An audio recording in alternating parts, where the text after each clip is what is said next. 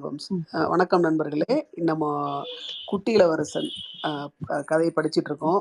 ரொம்ப அனைவருடைய உடல்நிலை மற்றும் ஷெட்யூல்ஸ்னால கொஞ்சம் இர்ரெகுலரா போயிருச்சு ஒரு வாரம் ஆக்சுவலா. Will try to be more regular.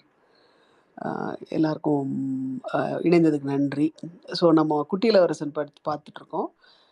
ஒவ்வொரு கிரகமா அவர் போயி அந்தந்த கிரகத்தில இருக்கிற நபர்களை பார்த்து, அதை குறித்து அந்த அந்த குழந்தையினுடைய மனசுல அத குறித்து எழுற அ ஆச்சரியங்களும், கேள்விகளும், வியப்புகளும் எந்த அளவுக்கு இவன் எந்த அளவுக்கு குழந்தைத்தன்மையை திரும்ப திரும்ப இந்த குணாதிசயம் நிரூபிச்சுட்டு இருக்கோ, அந்த மாரி அவங்க பெரியவங்க அப்படின்ற இத நிரூபிச்சுட்டே இருப்பாங்க.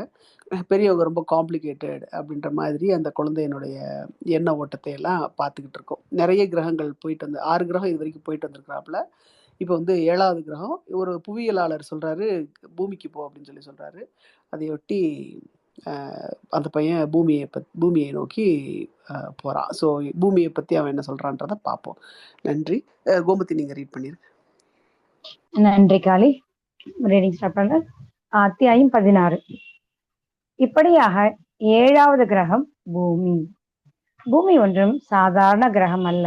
அதில் 111 அரசர்கள், கருப்பின அரசர்களையும் சேர்த்துத்தான் 7000 புவியியலாளர்கள், 9 லட்சம் வியாபாரிகள், 75 லட்சம் குடிகாரர்கள், 31 கோடியே 10 லட்சம் தற்பெருமைக்காரர்கள், அதாவது ஏறக்குறை 200 கோடி பெரியவர்கள் இருக்கிறார்கள். பூமியின் பரப்பளவை பற்றி ஏதாவது உங்களுக்கு சொல்ல வேண்டும் என்றால், மின்சாரம் கண்டுபிடிப்பதற்கு முன் மொத்தம் 6 கண்டங்களிலும் 4,72,511 தெருவிளக்கேற்றுபவர்களின் படையே தேவைப்பட்டது.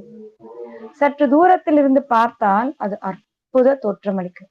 அந்த படையின் அசைவுகள் ஒரு மகத்தான பாலைய நடனம் போல் தோன்றும். முதலாவதாக நியூசிலாந்து, ஆஸ்திரேலியா தெருவிளக்கேற்றுபவர்கள் முறை வரும்.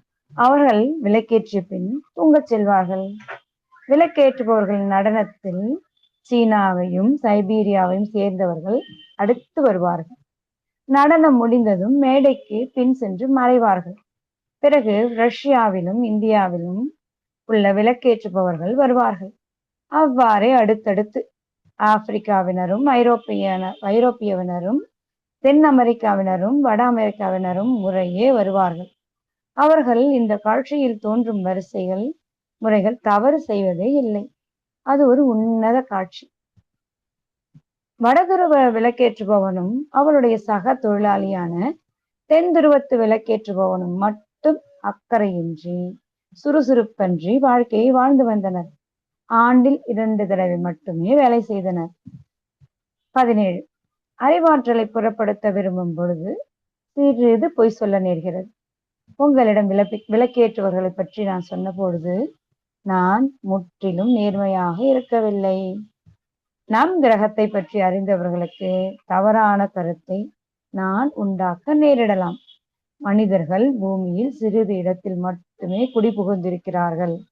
பூமியில் வசிக்கும் 200 கோடி மக்களும் கூட்டத்தில் இருப்பது போல கொஞ்சம் நெருக்கமாக நின்றார்கள் என்றால் அவர்கள் எல்லோரும் 20 மைல் நீளம் 20 மைல் அகலம் உள்ள மைதானத்தில் அடங்கி விடுவர். பசிபிக் சமுத்திரத்தில் உள்ள ஒரு சின்ன தீவில் மனித இனத்தையே குவித்து விடலாம். பெரியவர்கள் நிச்சயமாக இதை நம்ப மாட்டார்கள். நிறைய இடத்தை அவர்கள் எடுத்துக்கொள்வதாக நினைத்துக் கொள்வார்கள். பாவோபாப் மரங்களைப் போல அவ்வளவு செல்வாக்கு தங்களுக்கு இருப்பதாக நினைத்துக் கொள்கிறார்கள். அவர்களை கணக்கிட சொல்லி இருப்பார்கள். அவர்கள் எண்களை ஆராதிப்பார்கள். அவை அவர்களுக்கு களிப்பூட்டும். ஆனால் இதை உங்கள் மீது சுமத்தி கொண்டு நேரத்தை செலவழிக்காதீர்கள். அது வீண். என்னை நம்புங்கள். குட்டி இளவரசன் பூமிக்கு வந்ததும் யாரையும் காணவில்லையே என்று வியந்தான். ஒரு கால் கிரகம் தவறி வந்து விட்டோமோ என்று அஞ்சினான். நிலவின் ஒளியுடைய ஒரு வளையம் மண்ணில் அசைந்தது. வணக்கம் என்று குட்டி இளவரசன் சும்மா சொல்லி பார்த்தான். வணக்கம் என்றது பாம்பு. எந்த கிரகத்தில் நான் விழுந்திருக்கிறேன் என்று கேட்டான் குட்டி இளவரசன். பூமியில், ஆப்பிரிக்காவில். பாம்பு பதிலளித்தது. அப்படியா? பூமியில் யாரும் இல்லையா? இந்த இடம் பாலைவனம். பாலைவனங்களில் எவரும் இருப்பதில்லை. பூமி மிக பெரியது என்றது பாம்பு. குட்டி இளவரசன் ஒரு கல்லின் மேல் அமர்ந்தான். வானத்தை அண்ணாந்து பார்த்தான். எனக்கு ஒரு சந்தேகம்.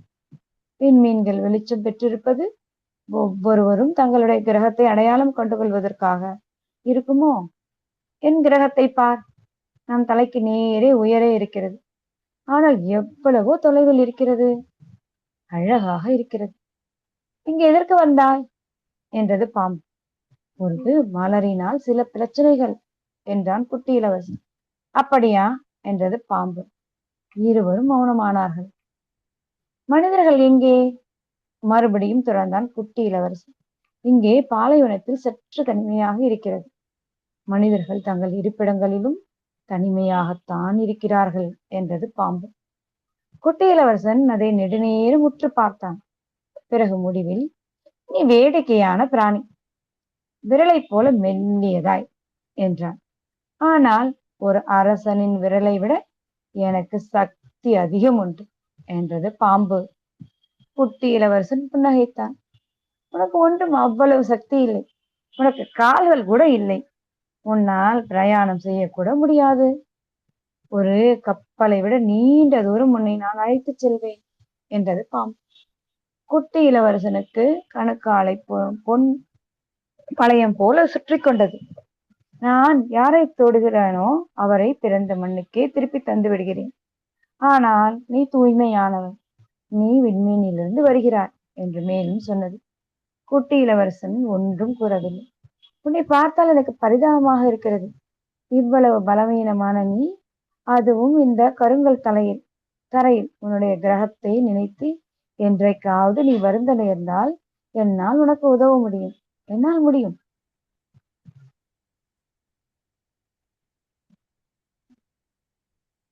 எனக்கு நன்றாக புரிந்துவிட்டது. ஏன் எப்போதும் புதிர் போடுகிறாய் என்றான் குட்டியரசன். நான் எல்லாவற்றையும் விடுவித்து விடுவேன் என்றது பாம்பு. இருவரும் மௌனமானார்கள். குட்டி இளவரசன் பாலைவனத்தை கடந்தான். 18வது சாப்டர். குட்டி இளவரசன் பாலைவனத்தை கடந்தான். ஒரு மலரை மட்டும் சந்தித்தான். அது 3 இதழ்களுடைய மிகச் சாதாரணமான மலர். வணக்கம் என்றான் இளவரசன். வணக்கம் என்றது மலர். மனிதர்கள் எங்கே என்று அடக்கத்துடன் கேட்டான் குட்டி இளவரசன். ஒரு நாள் அந்த மலர் பயணிகளின் கூட்டம் ஒன்று செல்வதை பார்த்திருந்தது. மனிதர்களா? 6 அல்லது 7 பேர் என்று நினைக்கிறேன். எத்தனையோ ஆண்டுகளுக்கு முன் அவர்களை பார்த்தேன். அவர்கள் எங்கே இருக்கிறார்கள் என்பது ஒருவருக்கும் தெரியாது. காற்று அவர்களை கொண்டு செல்லும். அவர்களுக்கு வேர்கள் இல்லை. அதுதான் அவர்களை தொல்லைப்படுத்துகிறது. போய் வருகிறேன் என்றான் குட்டி இளவரசன். போய் வா என்றது மலர். 19வது சாப்டர். குட்டி இளவரசன் ஓர் உயர்ந்த மலையின் மீது ஏறினான். தன் முட்டி அளவே இருக்கும் 3 எரிமலைகள் தான் அவன் இதுவரை அறிந்திருந்தான். ஆனால் இந்த எரிமலையை முக்காலியாக பயன்படுத்துவான். இவ்வளவு உயர்ந்த மலையிலிருந்து சிகரம் முழுவதையும் மனிதர்கள் எல்லோரையும் காணப்போகிறேன் என்று தனக்குள்ளே கூறிக்கொண்டான். ஆனால் ஊசி போல் கூர்மையாய் நீண்டிருந்த பாறையின் முனைகளைத்தான் கண்டான். வணக்கம் சும்மா சொல்லி பார்த்தான். வணக்கம் வணக்கம் என்றது எதிரொலி. நீங்கள் யார் என்றான் குட்டி இளவரசன். நீங்கள் யார்? நீங்கள் யார்? நீங்கள் யார்? பதிலளித்தது எதிரொலி. எனக்கு நண்பர்களாக இருங்கள். நான் தனியாக இருக்கிறேன் என்றான். நான் தனியாக இருக்கிறேன், நான் தனியாக இருக்கிறேன், நான் தனியாக இருக்கிறேன் என்று பதிலளித்தது எதிரொலி. என்ன வினோதமான கிரகம் என்று அப்போது அவன் நினைத்தான். எங்கும் வறண்டிருக்கிறது, எங்கும் கூர்மையாக இருக்கிறது, எங்கும் உவர்ப்பாக இருக்கிறது. மனிதர்களுக்கு கற்பனை வளம் குறைவு. தங்களிடம் சொல்லப்பட்டதையே திருப்பி திருப்பி சொல்கிறார்கள். என்னிடம் ஒரு மலர் இருந்தால் அவள் எப்பொழுதும் பேச்சில் முந்திக் கொள்வாள். 20.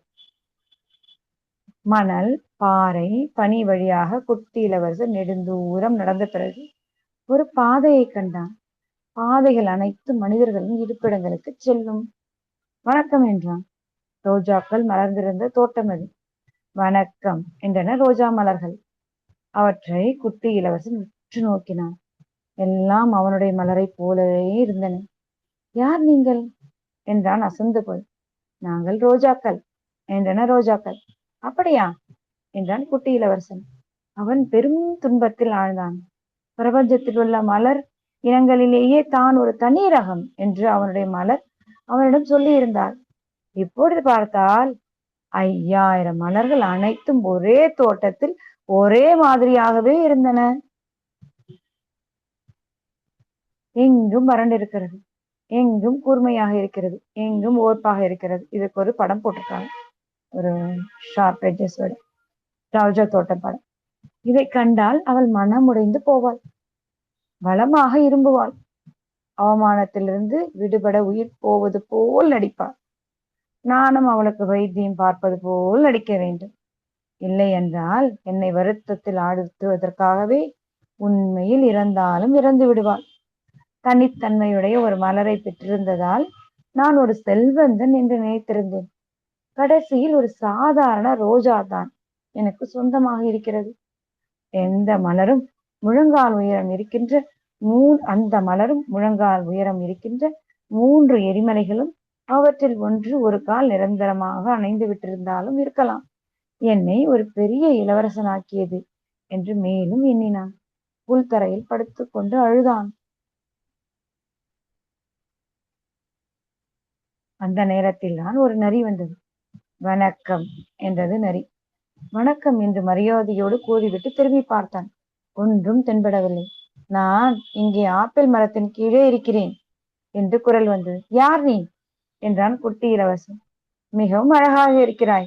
நான் ஒரு நரி. நான் மிக வருத்தத்துடன் இருக்கிறேன். என்னுடன் விளையாடவா என்று கேட்டுக்கொண்டான். நான் உன்னோடு விளையாட முடியாது. நான் இன்னும் பழக்கப்படுத்தப்படவில்லை என்றது நரி. அப்படியா, மன்னிக்கவும் என்றான் குட்டி இளவரசன். சற்று யோசனைக்கு பிறகு கேட்டான். பழக்கப்படுத்துவது என்றால் என்ன? நீ இந்த இடத்தை சேர்ந்தவன் இல்லை. எதை தேடுகிறாய் என்றது நரி. நான் மனிதர்களை தேடுகிறேன். பழக்கப்படுத்துவது என்றால் என்ன? மனிதர்கள் துப்பாக்கிகளை வைத்திருக்கிறார்கள், வேட்டையாடுகிறார்கள். அது பெரிய தொல்லை.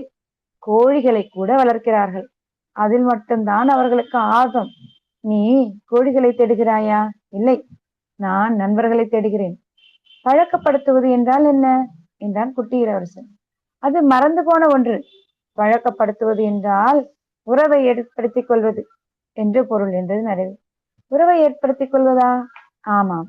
நீ என்னை பொறுத்தவரை நீ இன்னும் சின்ன பையன்தான்.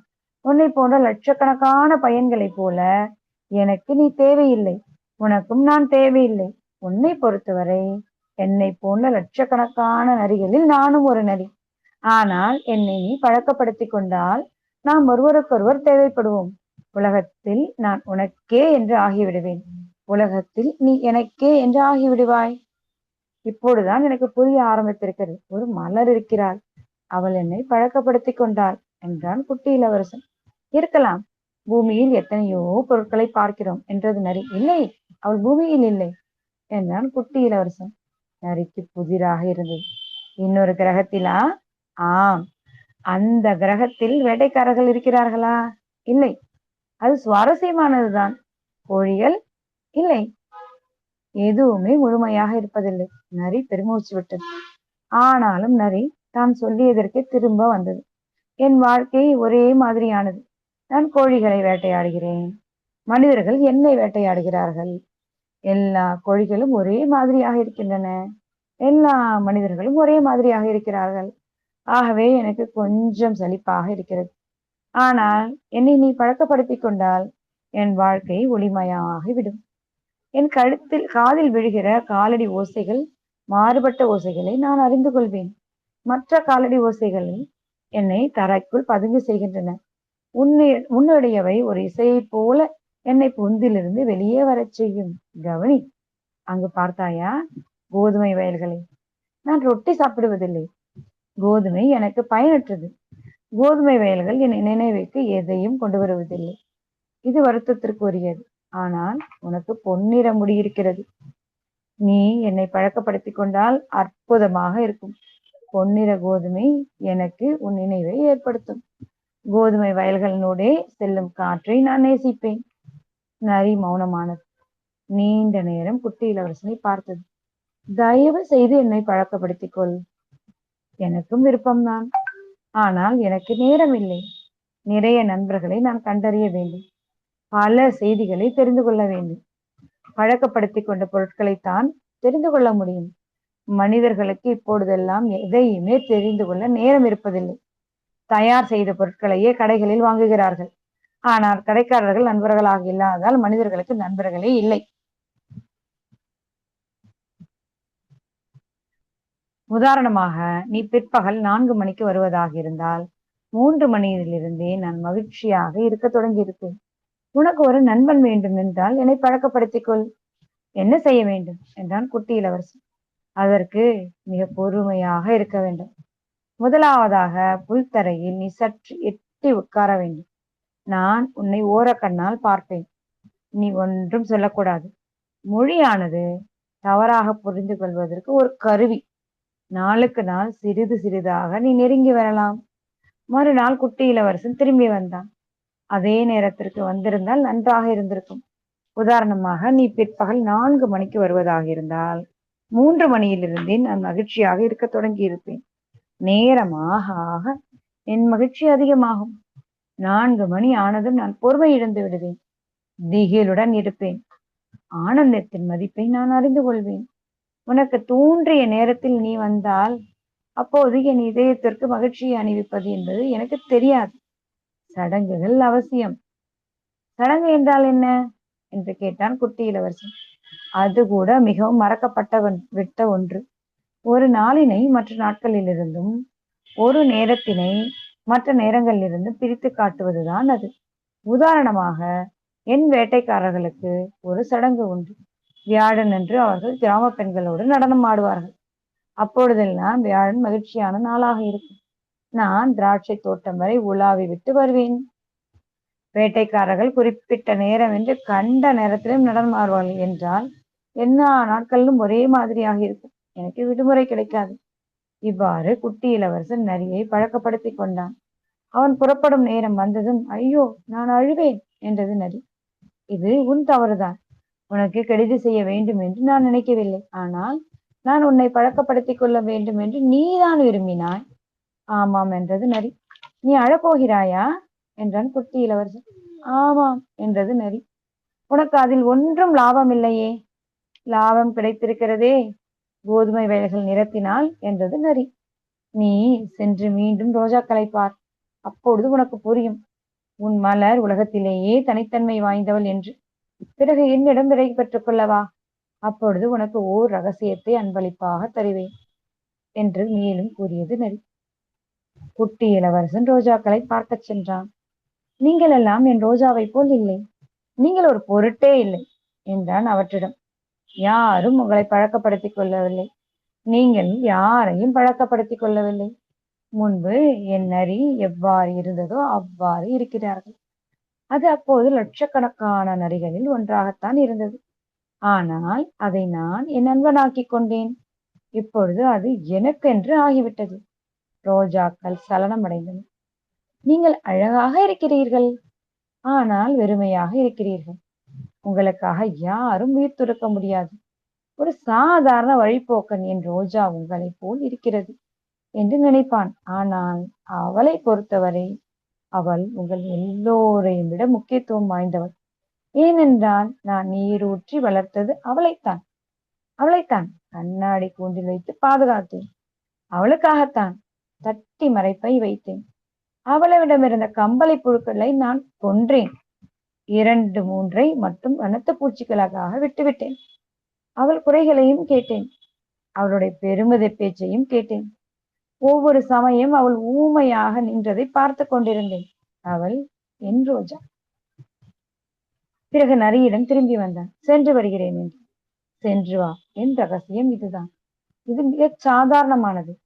இதயத்திற்குத்தான் பார்வை உண்டு. முக்கியமானது கண்களுக்கு தென்படாது என்றது நரி. முக்கியமானது கண்களுக்கு தென்படாது. மறந்து விடாமல் இருக்க இதை திரும்ப திரும்ப சொல்லிக் கொண்டான் குட்டி இளவரசன். உன்னுடைய ரோஜாவுக்கு நீ செலவழித்த நேரம்தான் ரோஜாவை உனக்கு அவ்வளவு முக்கியமானதாக செய்கிறது.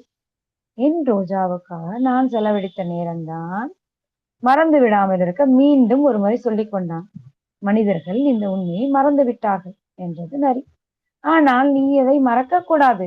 நீ பழக்கப்படுத்திக் கொண்டதற்கு நீ என்றுமே பொறுப்பாளியாகிறாய். உன் ரோஜாவுக்கு நீதான் பொறுப்பாளி, என் ரோஜாவுக்கு நான் பொறுப்பாளி. மறந்து விடாமல் இருக்க மறுபடியும் சொல்லிக் கொண்டான். சாப்டர் 22. கலி, நீங்க வாசிக்கிறீங்களா? கண்டினியூ பண்ணவா? நான் வாசிக்கிறேன். ஓகே, முடியுமான்னு பாருங்க, இல்ல சொல்லிடுங்க. வணக்கம் என்றான் குட்டி இளவரசன். வணக்கம் என்றான் பாயிண்ட்ஸ்மேன். என்ன செய்கிறாய் இங்கே என்றான் குட்டி இளவரசன். பயணிகளை ஆயிரமாக பிரித்து வகைப்படுத்தி அவர்களை ரயில்களில் அனுப்பி வைக்கிறேன். அவர்களை ஏற்றிச் செல்லும் வண்டித் தொடர்களை சில சமயம் வலப்பக்கமாகவும் சில சமயம் இடப்பக்கமாகவும் அனுப்புகிறேன். பிரகாசமான விளக்குடன் ஒரு விரைவு வண்டி இடி போல் உரிமையவாறு வந்து கேபினை நடுங்க வைத்தது. அவர்கள் ரொம்ப அவசரப்படுகிறார்கள். எதை தேடுகிறார்கள் என்றான் குட்டி இளவரசன். ரயில் வண்டி ஓட்டுபவனுக்கே அதை பற்றி ஒன்றும் தெரியாது என்றான் பாயிண்ட்ஸ்மேன். உடனே உரிமை சென்றது எதிர்பக்கத்தில் பிரகாசமான இன்னொரு விரைவு வண்டி. அதற்குள்ளாகவா திரும்பி விட்டார்கள் என்று கேட்டான் குட்டி இளவரசன். அவர்களே அல்ல, இவர்கள் வேறு. அவர்கள் இருந்த இடம் அவர்களுக்கு பிடிக்கவில்லையா? இருக்கிற இடத்தில் யாரும் ஒருபோதும் மகிழ்ச்சியாக இருப்பதில்லை என்றான் பாயிண்ட்ஸ்மேன். அடுத்து இடியாக முழங்கியது பிரகாசமான 3வது விரைவு வண்டி. முதலில் போன பயணிகளை பின்தொடர்கிறார்களா என்று கேட்டான் குட்டி இளவரசன்.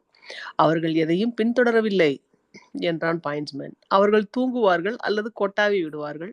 குழந்தைகள் மட்டும் கண்ணாடியில் மூக்கை நசுக்கிக் கொண்டிருப்பார்கள். குழந்தைகளுக்கு மட்டும் தெரியும் எதை தேடுகிறோம் என்று. ஒரு கந்தை. நான் கண்டினியூ பண்ணவா? ஏமா பண்றேன்? மூக்கு ரொம்ப அடிச்சிருக்கு உங்களுக்கு. பரவாயில்ல, இல்ல அதெல்லாம் முடியுது. கஷ்டமா இருக்கு. குழந்தைகளுக்கு மட்டும் தெரியும் எதை தேடுகிறோம் என்று. ஒரு கந்தை துணி பொம்மைக்காக நேரத்தை வீணடிப்பார்கள். அது அவர்களுக்கு முக்கியமானதாக தெரிகிறது. அதை பிடுங்கிக் கொண்டால் அழுவார்கள் என்றான் குட்டி இளவரசன். அவர்கள் அதிர்ஷ்டக்காரர்கள் என்றான் பாயிண்ட்ஸ்மேன். வணக்கம் என்றான் குட்டி இளவரசன். வணக்கம் என்றான் வியாபாரி. தாகத்தை தணிக்கும் தரமுயர்ந்த மாத்திரைகளை விற்பவன் அவன்.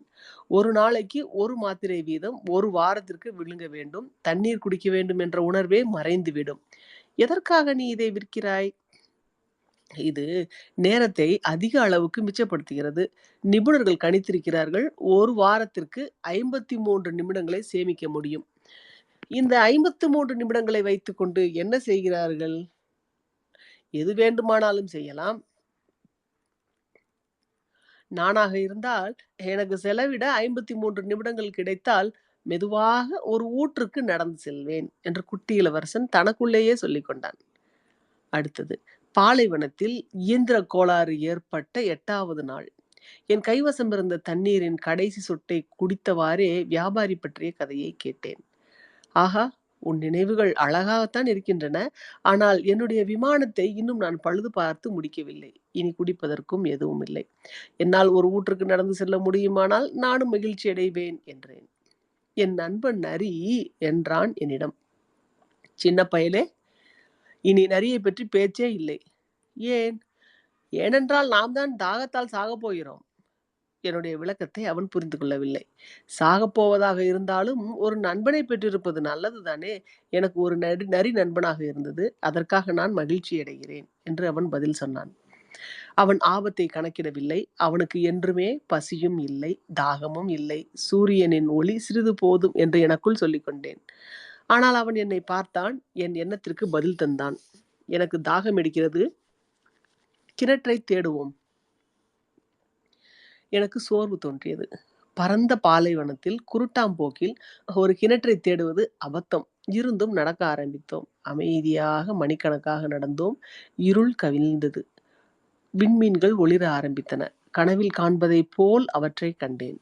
எனக்கு தாகத்தால் லேசாக சுரம் அடித்ததால் என் நினைவில் குட்டி இளவரசனின் சொற்கள் நடனமாடின. உனக்கு தாகமா என்று அவனிடம் கேட்டேன். ஆனால் அவன் என் கேள்விக்கு பதிலளிக்கவில்லை. தண்ணீர் மனத்துக்கும் இதமளிக்கும் என்று சாதாரணமாய் பதில் சொன்னான். அவன் பதில் எனக்கு விளங்கவில்லை. ஆனாலும் மௌனமாக இருந்தேன். அவனை மேற்கொண்டு எதுவும் கேட்கக்கூடாது என்பது எனக்கு நன்றாக தெரிந்திருந்தது. அவன் களைப்படைந்திருந்தான். உட்கார்ந்தான். அவன் அருகில் நான் உட்கார்ந்தேன். சற்று நேரம் மௌனத்திற்கு பிறகு அவன் மேலும் சொன்னான், "விண்மீன்கள் அழகாக இருக்கின்றன. ஒரு மலர் கண்ணுக்கு தெரியாததால் நிச்சயமாக" என்று நான் பதிலளித்தேன். ஒன்றும் கூறாமல் நிலவின் ஒளியில் மணலின் மடிப்புகளை பார்த்தேன். "பாலைவனம் அழகாக இருக்கிறது" என்றான் மேலும். உண்மைதான். பாலைவனத்தை என்றுமே நாம் நேசிப்பவன். மணல் மேட்டில் உட்கார்ந்திருக்கிறோம். ஒன்றும் தெரிவதில்லை, கேட்பதில்லை. ஏதோ ஒன்று மௌனமாக ஒளிர்கிறது. இந்த பாலைவனத்திற்கு அழகு தருவது எங்கோ ஒரு மூலையில் அது கிணற்றை ஒளித்து வைத்திருப்பதுதான் என்றான் குட்டி இளவரசன். மணலின் மர்மமான இந்த பிரகாசத்தை திடீரென்று நான் புரிந்து கொண்டு வியந்தேன். சிறுவனாக இருந்தபோது நான் ஒரு பழைய வீட்டில் வசித்து வந்தேன். அங்கே ஒரு பொக்கிஷம் புதைத்து வைக்கப்பட்டிருந்தது என்ற ஒரு கதை வழக்கில் இருந்தது. உண்மையில் அந்த புதையலை யாரும் கண்டுபிடிக்கவில்லை. ஒரு கால் யாரும் தேடாமல் இருந்திருக்கலாம். ஆனால் அந்த வீட்டையே அது வசீகரமானதாக செய்து விட்டிருந்தது. என் வீடு தன் இதயத்தின் ஆழத்தில் ஒரு ரகசியத்தை மறைத்து வைத்திருந்தது. ஆமாம், வீடானாலும் சரி, விண்மீன்களானாலும் சரி, பாலைவனமானாலும் சரி, அதற்குரிய அழகு கண்ணுக்கு புலனாவதில்லை என்றேன் குட்டி இளவரசனிடம். என் அரியின் கருத்துடன் நீ ஒத்துப்போவது எனக்கு மகிழ்ச்சியாக இருக்கிறது என்றான். குட்டி இளவரசன் தூங்கிவிட்டதால் அவனை என் கைகளில் அள்ளி எடுத்துக்கொண்டு தொடர்ந்து மேலே நடந்தேன். நான் உணர்ச்சி வசப்பட்டிருந்தேன். எளிதில் உடையக்கூடிய ஒரு பொக்கிஷத்தை நான் எடுத்துக்கொண்டு செல்வது போல் தோன்றியது. இதைவிட மென்மையானது வேறெதுவும் இந்த பூமியில் இல்லை என்பது போல் தோன்றியது. நிலவின் ஒளியில் அவனுடைய வெளுத்த நெற்றியையும் மூடிய இமைகளையும் காற்றில் நடுங்கும் மயிர்கற்றைகளையும் பார்த்து கொண்டிருந்தேன். இப்போது நான் பார்ப்பது வெறும் கூடுதான், முக்கியமானது கண்ணுக்கு தெரிவதில்லை என்று எனக்குள்ளே கூறிக்கொண்டேன். திறந்த உதடுகளிலிருந்து ஒரு அரைகுறை புன்னகை தோன்றி மறைந்தது. மறுபடியும் எனக்குள் சொல்லிக் கொண்டேன், உறங்கும் இந்த குட்டி இளவரசனிடம் என் மனதை நெகிழச் செய்வது மலரிடம் அவன் கொண்டுள்ள விசுவாசம். உறங்கிக் கொண்டிருக்கும் போது கூட ஒரு ரோஜாவின் உருவம் விளக்கின் சுடர் போல் அவனிடம் ஒளி வீசிக் கொண்டிருக்கிறது. முன்னை விட அவன் மேலும் மென்மையாக இருந்ததை உணர்ந்தேன். விளக்குகளை நன்றாக பாதுகாக்க வேண்டும். காற்றின் ஒரு வீச்சு அவற்றை அணைத்துவிடும். இப்படி நடந்து கொண்டே செல்லும்போது விடியற்காலையில் அந்த கிணற்றை கண்டேன். மனிதர்கள் நீர் பிரவாகத்தில் சிக்கிக் கொள்ளுவார்கள். ஆனால் எதை தேடுகிறோம் என்பது அவர்களுக்கே தெரியாது. அவர்கள் அதற்காக அலைபாய்ந்து சுற்றி சுற்றி வருவார்கள் என்றான் குட்டி இளவரசன். இது தேவையில்லாத ஒன்று என்று மேலும் சொன்னான். நாங்கள் பார்த்த கிணறு சஹாரா கிணறுகள் போல் இல்லை. சஹாரா கிணறுகள் மண்ணில் தோண்டப்பட்ட சாதாரண குழிகள். இது கிராமத்து கிணறு போல் இருந்தது. ஆனால் அவ்விடத்தில் கிராமம் எதுவும் இல்லை. இதெல்லாம் எனக்கு கனவாகப்பட்டது. என்ன விந்தை! எல்லாமே தயாராக இருக்கிறது. ராட்டினம், வாளி, கயிறு என்றேன் குட்டி இளவரசனிடம். அவன் சிரித்தான். கயிற்றை தொட்டான். ராட்டினத்தை இயங்க வைத்தான். காற்று நெடுநாட்களாக தூங்க வைத்திருந்த பழைய திசை காட்டி எவ்வாறு முனகுமோ அவ்வாறு முனகியது ராட்டினம். கேட்டாயா, கிணற்றை விழிக்க வைக்கிறோம், அது பாடுகிறது என்றான் குட்டி இளவரசன். அவன் சிரமப்படுவதில் எனக்கு விருப்பமில்லை. என்னை விடு, நான் செய்கிறேன், உனக்கு அது கனமாக இருக்கும் என்றேன். மெதுவாக கிணற்று கைப்பிடி சுவர் வரை வாளியை இழுத்தேன். சுவரின் மேல் அசையாமல் இருக்குமாறு அதை வைத்தேன். ராட்டினத்தின் பாட்டு இன்னும் என் காதில் ஒலித்துக் இருந்தது. இன்னும் நடுங்கிக் கொண்டிருந்த நீரில் சூரியன் நடுங்குவதை கண்டேன். இந்த நீருக்காகத்தான் எனக்கு தாகம். குடிப்பதற்கு கொடு என்றான் குட்டி இளவரசன். அவன் எதை தேடினான் என்பதை புரிந்து கொண்டேன். வாளியை அவன் உதடுகளுக்கு கொண்டு போனேன். கண்களை மூடியவாறே நீரை பருகினான். இது விழாக்கோலம் போல் இனிமையாக இருந்தது. இந்த தண்ணீர் உணவு மட்டும் இல்லை, வேறொரு தன்மையும் இதற்கு இருந்தது. விண்மீன்களின் கீழேயான இந்த பயணத்தாலும் ராட்டினத்தின் இசையாலும் என் கைகளின் முயற்சியாலும் இது பிறந்தது. அன்பளிப்பு போல் மனதிற்கு இதமளித்தது. நான் சிறுவனாக இருந்தபோது கிறிஸ்துமஸ் மரத்தின் ஒளியும் நள்ளிரவு பூஜையின் இசையும் புன்னகைகளின் மென்மையும் நான் பெற்ற கிறிஸ்துமஸ் அன்பளிப்பை இது போன்றே ஒளிரச் செய்தன. உன் உலகத்து மக்கள் ஒரே தோட்டத்தில் 5000 ரோஜாக்களை வளர்க்கிறார்கள். அவற்றிடம் அவர்கள் தேடுவது கிடைப்பதில்லை என்றான் குட்டி இளவரசன். அது அவர்களுக்கு கிடைப்பதில்லை என்று பதிலளித்தேன். ஆனால் அவர்கள் தேடுவது ஒரே ஒரு ரோஜாவில் அல்லது சிறிதளவு தண்ணீரில் கிடைக்கிறது. நிச்சயமாக என்றேன். ஆனால் கண்களுக்கு பார்வை இல்லை, இதயத்தால் தேட வேண்டும் என்று குட்டி இளவரசன் மேலும் தொடர்ந்து சொன்னான். நான் தண்ணீரை குடித்து விட்டிருந்தேன். நன்றாக சுவாசித்தேன். விடியற் காலையில் மணல் தேன் போன்ற நிறத்தில் இருக்கும். இந்த தேன் நிறம் என்னை மகிழ வைத்தது. நான் ஏன் கவலைக்குள்ளாக வேண்டும்? நீ எனக்கு கொடுத்த வாக்குறுதியை காப்பாற்ற வேண்டும் என்று என் அருகில் மறுபடியும் உட்கார்ந்த குட்டி இளவரசன் சொன்னான். என்ன வாக்குறுதி? அதுதான் என் ஆட்டுக்கு ஒரு வாய்ப்பூட்டு. ஏனென்றால் நான் அந்த மலருக்கு பொறுப்பாளி. நான் என் சட்டை பையிலிருந்து படங்களின் கிறுக்கல்களை எடுத்தேன். குட்டி இளவரசன் அவற்றை பார்த்தான். சிரித்துக்கொண்டே அவன் சொன்னான், உன் பாவபோப் மரங்கள் பார்ப்பதற்கு முட்டைக்கோஸ் மாதிரி இருக்கின்றன. என்னது? எவ்வளவு பெருமைப்பட்டு கொண்டிருந்தேன் என் பாவபோப் மரங்களை பற்றி. உன் நரி அதன் காதுகள் கொம்புகள் போல தோன்றுகின்றன. மிக நீளமாக இருக்கின்றன. மறுபடியும் சிரித்தான். நீ சொல்லுவதில் நியாயமில்லை சின்ன பயலே. திறந்த மூடிய மலைப்பாம்புகளை தவிர வேறு எதையும் எனக்கு வரைய தெரியாது. இது போதும் என்றான். குழந்தைகள் தெரிந்து கொள்ளுவார்கள். நான் வாய்ப்பூட்டு ஒன்றை பென்சிலால் கிறுக்கினேன். அதை கொடுக்கும்போது மனம் வருந்தியது. எனக்கு தெரியாத திட்டங்களை நீ வைத்திருக்கிறாய். ஆனால் அவன் பதில் கூறவில்லை. இது தெரியுமா உனக்கு? நான் பூமியில் விழுந்து நாளையோடு 1 வருடம் என்றான். பிறகு சிறிது மௌனத்திற்கு பின் அவன் மீண்டும் சொன்னான், நான் விழுந்தது இங்குதான், மிக அருகில். அவன் முகம் சிவந்தது. மறுபடியும் எனக்கு இனம் புரியாத ஒருவித சோகம் உண்டாயிற்று. எதற்கு என்று விளங்கவில்லை. இருந்தும் என் மனதில் ஒரு கேள்வி எழுந்தது. அப்படியானால் 8 நாட்களுக்கு முன் உன்னை நான் பார்த்த அந்த காலையில் மனிதர்கள் வசிக்கும் இடத்தை விட்டு 1000 மைல்களுக்கு அப்பால் தன்னந்தனியாக நீ சுற்றி கொண்டிருந்தது ஒரு தற்செயல் நிகழ்ச்சி இல்லை அல்லவா? விழுந்த இடத்திற்கே திரும்பி வந்து கொண்டிருந்தாயா? குட்டி இளவரசன் மறுபடியும் சிவந்தான். தயங்கிக் கொண்டே நான் மேலும் தொடர்ந்தேன். ஒருவேளை ஆண்டு நிறைவுக்காகவா? குட்டி இளவரசன் மறுபடியும் சிவந்தான். கேள்விகளுக்கு அவன் என்றுமே பதிலளித்தது இல்லை. ஆனால் முகம் சிவந்தால் அது ஆமாம் என்பதுதானே. ஐயோ, எனக்கு பயமாக இருக்கிறது என்றேன். ஆனால் அவன் சொன்னான், இப்போது நீ உன் வேலைக்கு திரும்ப வேண்டும். உன்னுடைய இயந்திரத்திடம் போக வேண்டும். நான் இங்கு காத்திருக்கிறேன். நாளை மாலை திரும்பி வா.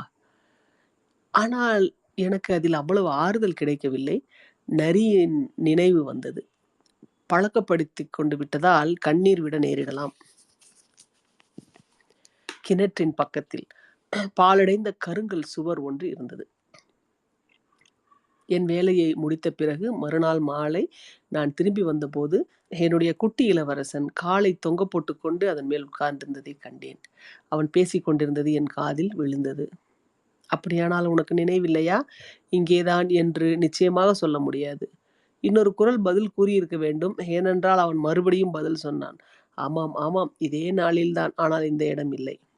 சுவரை நோக்கி நடந்தேன். ஆனால் யாரையும் காணவில்லை. யார் பேச்சும் கேட்கவும் இல்லை. இருந்தும் குட்டி இளவரசன் மேலும் சொல்லிக் கொண்டிருந்தான். ஆமாம், மண்ணில் என் அடிச்சுவடு எங்கே துவங்குகிறது என்பதை நீயே பார்க்கலாம். எனக்காக காத்திரு. இன்று இரவு அங்கே வருவேன். சுவரிலிருந்து 20 மீட்டர் தொலைவில் இருந்திருப்பேன். ஆயினும் எதுவும் என் கண்ணுக்கு புலப்படவில்லை. குட்டி இளவரசன் சற்று நேரம் மௌனத்திற்கு பின் மறுபடியும் சொன்னான். உன்னிடம் நல்ல நஞ்சு இருக்கிறதா? நீ என்னை அதிக நேரம் துன்புறுத்த மாட்டாய் என்பது நிச்சயமா? நெஞ்சடைக்க நின்றேன். எனக்கு இன்னும் ஒன்று விளங்கவில்லை. இப்போது நீ போய்விடு, நான் இறங்க வேண்டும் என்றான். அப்போது என் பார்வையை சுவரின் அடிப்பக்கத்திற்கு தாழ்த்தினேன். எனக்கு தூக்கி வாரி போட்டது. அங்கே அது இருந்தது. குட்டி இளவரசனை நோக்கி தலையை நிமிர்த்தி இருந்தது. 30 நொடிகளில் மனித வாழ்வை முடித்துவிடும் மஞ்சள் பாம்புகளில் ஒன்று. துப்பாக்கிக்காக என் சட்டை பையில் துளாவிக் கொண்டே நான் துரிதமாக முன்னேறினேன். ஆனால் என் காலடி ஓசை கேட்டு பாம்பு மெதுவாக மண்ணில் சாய்ந்தது. பீரிடும் நீரூற்று ஒடுங்கி போவது போல் அது வெண்கலத்தின் மெல்லிய ஓசையை எழுப்பிக் கொண்டே கற்களின் இடையே நிதானமாக நுழைந்தது. நான் சுவரை சென்று அடையவும் பனி போல் விழித்திருந்த என் சிறுவனை கைகளில் ஏந்தவும் சரியாக இருந்தது. இது என்ன, பாம்புகளோடு இப்போது பேசுகிறாய்?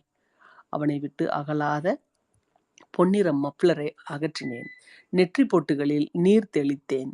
சிறிது தண்ணீர் குடிக்கச் செய்தேன். அவனிடம் தொடர்ந்து எதை பற்றி கேட்கவும் எனக்கு துணிவு இல்லை. பொருள் பொதிய என்னை பார்த்தான். என் கழுத்தை தன் கைகளால் வளைத்து கொண்டான். துப்பாக்கி குண்டு பட்டு இறக்கப் போகும் ஒரு பறவையின் இதயம் போல் அவன் இதயம் துடிப்பதை உணர்ந்தேன். உன்னுடைய இயந்திரத்தில் என்ன குறை என்பதை கண்டுபிடித்ததை பற்றி எனக்கு மகிழ்ச்சி. இனி உன்னால் உன் வீட்டுக்கு திரும்ப முடியும். உனக்கு எப்படி தெரியும்? பழுது பார்க்கும் வேளையில் நான் எதிர்பார்த்ததுக்கு மாறாக வெற்றி கண்டதை அவனிடம் கூறலாம் என்று வந்தேன். என் கேள்விக்கு அவன் பதில் கூறவில்லை. ஆனால் நான் கூட இன்று என் இருப்பிடத்திற்கு திரும்பி செல்லப் போகிறேன் என்றான். பின்பு அது மிக நீண்ட தூரம், அங்கு போவதும் அவ்வளவு எளிதல்ல என்று சோகம் ததும்ப கூறினான். ஏதோ நடக்கக்கூடாத ஒன்று நடந்து கொண்டிருப்பதை போல் நான் உணர்ந்தேன். சிறு குழந்தையை அணைப்பது போல் அவனை இறுகத் தழுவினேன். இருந்தும் அவன் செங்குத்தாக பாதாளத்தில் விழுவது போலவும் என்னால் அவனை தடுத்து நிறுத்த இயலாமல் இருப்பது போலவும் தோன்றியது. அவனது ஆழ்ந்த பார்வை எங்கோ தொலைவில் வெறித்திருந்தது. உன் ஆடு என்னிடம் இருக்கிறது, அப்புறம் ஆட்டுக்கு பெட்டியும் இருக்கிறது, அதற்கப்புறம் வாய்ப்பூட்டும் இருக்கிறது. மீண்டும் சோகமாக புன்னகைத்தான். நீண்ட நேரம் காத்திருந்தேன். கொஞ்சம் கொஞ்சமாய் அவன் உடல் சூடேறியதை உணர்ந்தேன். சின்ன பயலே, நீ பயந்து விட்டாய். ஆமாம், அவன் பயந்திருந்தான். ஆனால் மெதுவாக சிரித்தான். இன்று இரவு இதைவிட பயப்பட போகிறேன். இயலாமை உணர்வு என்னை கவ்வ மறுபடியும் என் இதயம் உறைந்தது. இந்த சிரிப்பின் ஒளியை இனி என்றும் கேட்கவே முடியாது என்ற இந்த எண்ணத்தை என்னால் தாங்கிக் கொள்ள முடியாது என்பதை புரிந்து கொண்டேன். பாலைவனத்து நீரூற்று போல் அவன் எனக்கு இருந்தான். சின்ன பயலே, உன் சிரிப்பை நான் மறுபடியும் கேட்க ஆசைப்படுகிறேன். ஆனால் அவன் சொன்னான், இன்று இரவு வந்தால் ஓராண்டு ஆகிறது. நான் சென்ற ஆண்டு விழுந்த அதே இடத்திற்கு நேரே என் விண்மீன் இருக்கும். சின்ன பயலே, பாம்பு அதை நீ சந்திக்க போவது, விண்மீன், இவை அனைத்தும் ஒரு கெட்ட கனவுதானே?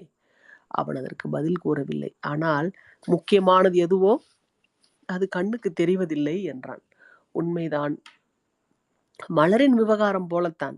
நீ விண்மீன் ஒன்றில் இருக்கும் ஒரு மலரை காதலிப்பாயானால் இரவில் ஆகாயத்தை காண்பது இனிமையாக இருக்கும். எல்லா விண்மீன்களும் அப்போது பூத்து குலுங்கும். உண்மைதான். நீரின் விவகாரம் போல. நீ எனக்கு பருக கொடுத்தாயே நீர், அது ஒரு இனிய இசை போல் இருந்தது. ராட்டினத்தாலும் கயிற்றாலும். உனக்கு நிறைவிருக்கிறதா? அது நன்றாக இருந்தது. ஆமாம், உண்மைதான். நீ இரவில் விண்மீன்களை பார்ப்பாய். என் இருப்பிடம் எங்கு இருக்கிறது என்று காட்டுவதற்கு இயலாத அளவு அது மிகச் சிறியது. ஆனால் அப்படி இருப்பதுதான் நல்லது. என் விண்மீனும் உன்னை பொறுத்தவரை இவ்விண்மீன்களில் ஒன்றாக இருக்கும். அப்போதுதான் நீ எல்லா விண்மீன்களையும் பார்க்க விரும்புவாய். அவை யாவும் உன் நண்பர்களாகும். அத்துடன் உனக்கு ஒரு அன்பளிப்பு தரப்போகிறேன்.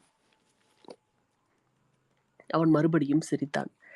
சின்ன பயலே, இந்த சிரிப்பொலியை கேட்க நான் எவ்வளவு ஆசைப்படுகிறேன். அதுதான் என் அன்பளிப்பு. தண்ணீரை போலத்தான். நீ என்ன சொல்கிறாய்? எல்லாருக்கும் விண்மீன்கள் உண்டு என்றாலும் அவையெல்லாம் ஒரே மாதிரி அல்ல. பயணம் செய்யும் சிலருக்கு விண்மீன்கள் வழிகாட்டிகள். வேறு சிலருக்கு அவை ஒரு சிறு ஒளி மட்டுமே. அறிவாளிகளுக்கு அவை பிரச்சனைகள். என்னுடைய வியாபாரிக்கு அவை பொன். இந்த விண்மீன்கள் எல்லாம் மௌனமாயிருக்கின்றன. ஆனால் உனக்கு கிடைத்த விண்மீன்களோ வேறு யாருக்கும் கிடைக்காதவை. நீ என்ன சொல்கிறாய்? நீ இரவில் ஆகாயத்தை பார்க்கும்போது எல்லா விண்மீன்களும் சிரிப்பது போல் உனக்கு தோன்றும். ஏனென்றால் நான் அவற்றில் ஒன்றில் சிரிப்பேன். ஆனால் உன்னிடம் மட்டும் சிரிக்க தெரிந்த விண்மீன்கள் இருக்கும். மறுபடியும் சிரித்தான். நீ ஆறுதல் அடைந்த உடனே, எப்படியும் ஆறுதல் அடைந்து விடுவாய். உடனே என்னை அறிந்து கொண்டதற்காக நீ மகிழ்ச்சி அடைவாய். நீ என்றுமே என் நண்பன். என்னோடு சிரிக்க உனக்கு தோன்றும். இது போன்று இந்த மகிழ்ச்சிக்காகவே சில சமயம் நீ உன் ஜன்னலை திறப்பாய். ஆகாயத்தை பார்த்து நீ புன்னகைக்கும் போது உன் நண்பர்கள் எல்லாம் வியப்படைவார்கள். அப்போது அவர்களிடம் நீ சொல்லலாம், ஆமாம், விண்மீன்கள் எப்போதும் என்னை புன்னகைக்க வைக்கும். உன்னை பைத்தியக்காரன் என்று நினைப்பார்கள். நான் உண்மையில் உன்னோடு பொல்லாத விளையாட்டை விளையாடிவிட்டேன். மறுபடியும் சிரித்தான். அதாவது விண்மீன்களுக்கு பதிலாக சிரிக்கத் தெரிந்த பல சலங்கை மணிகளை உனக்கு கொடுத்தது போல் இருக்கும். அவன் மறுபடியும் சிரித்தான். மறுபடியும் அவன் முகத்தில் இறுக்கம் தோன்றியது. இன்று இரவு இதோ பார், நீ வரவேண்டாம். நான் உன்னை விட்டு போக மாட்டேன். எனக்கு மனம் நோவது போல் இருக்கும். எனக்கு இறப்பது போலவும் இருக்கும். உண்மையில் அப்படித்தான். நீ அதை பார்க்க வரவேண்டாம். அது தேவையில்லை. நான் உன்னை விட்டு போ. அவன் கவலையுற்று இருந்தான். நான் ஏன் சொல்கிறேன் என்றால் பாம்பின் காரணமாகத்தான். அது உன்னை கடித்து விடக்கூடாது. பாம்புகள் எல்லாம் கெட்டவை. தங்கள் மகிழ்ச்சிக்காகவே கடிக்கக்கூடும். நான் உன்னை விட்டு போக மாட்டேன். ஆனால் ஏதோ ஒன்று அவனை அமைதிப்படுத்தியது. 2வது முறை கடிப்பதற்கு அவற்றிடம் போதிய நஞ்சு இருக்காது என்பதும் சரிதான். அந்த இரவு அவன் தொடர்வதை நான் பார்க்கவில்லை. செய்யாமல் அவன் நழுவி விட்டான். நான் அவனை பின்தொடர்ந்து அவனை அடைந்த போது ஒரு முடிவான வேகத்துடன் சென்று கொண்டிருந்தான். நீ வந்து விட்டாயா என்று மட்டும் சொன்னான். என் கையை பற்றினான். அவன் மனம் மறுபடியும் சஞ்சலம் அடைந்தது. நீ ஒன்றும் சரியில்லை. உனக்கு துன்பமாக நான் இறந்து போய் விட்டதை போல் இருக்கும். ஆனால் அது உண்மை. நான் பேசாமல் இருந்தேன். புரிந்து கொள், நான் போகும் இடம். உங்க வாய்ஸ் பிரேக் ஆகுதுன்னு நினைக்கிறேன். காலி வாய்ஸ் பிரேக் ஆகுதா இல்ல எனக்கு மட்டும் தான்? நீங்க பேசுறதும் பிரேக் ஆற மாதிரி. ஓகே ஓகே, அப்ப கண்டினியூ பண்ணுங்க.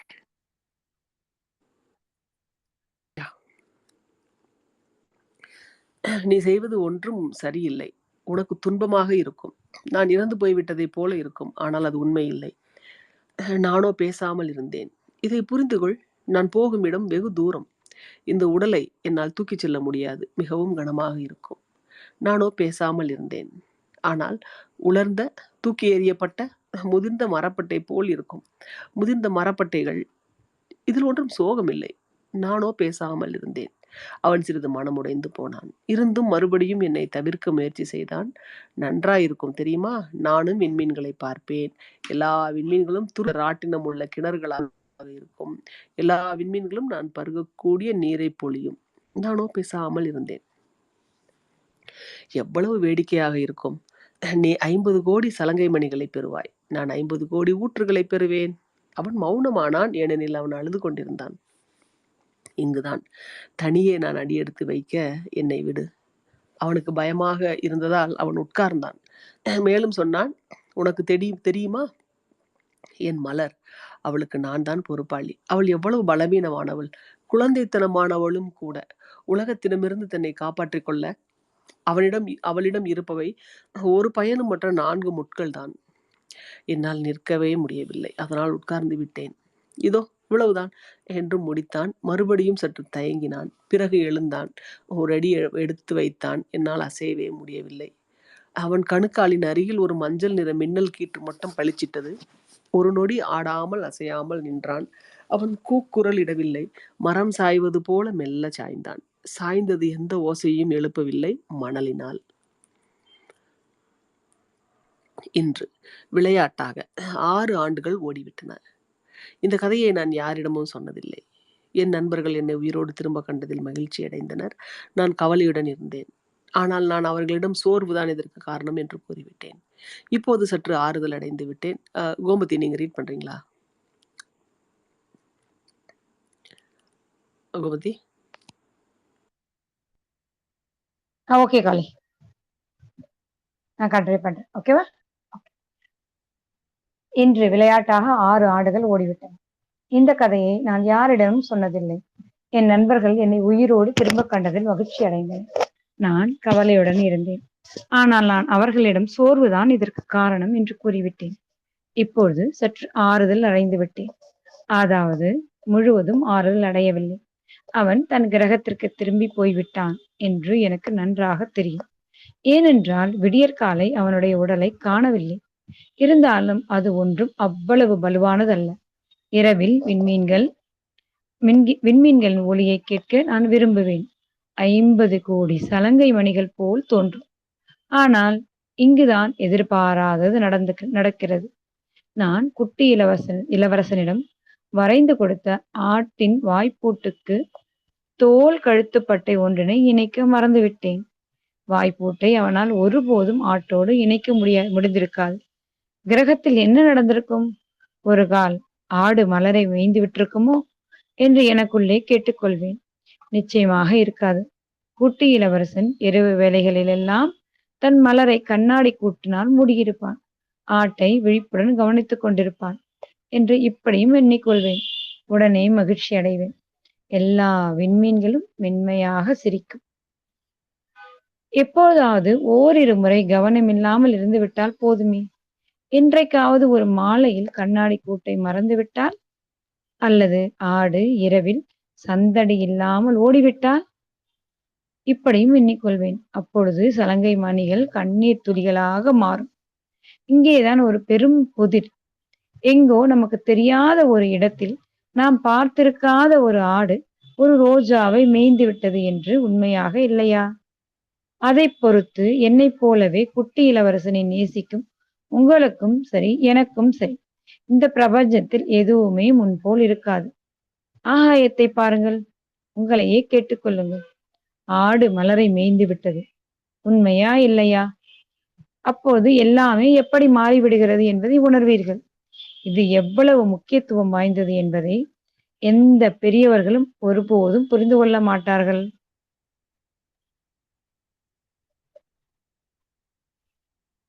என்னை பொறுத்தவரை இது உலகத்திலேயே மிகவும் அழகானது, மிகவும் சோகமான இயற்கை காட்சி. முந்தைய பக்கத்தில் இருக்கும் அதே இயற்கை காட்சிதான்.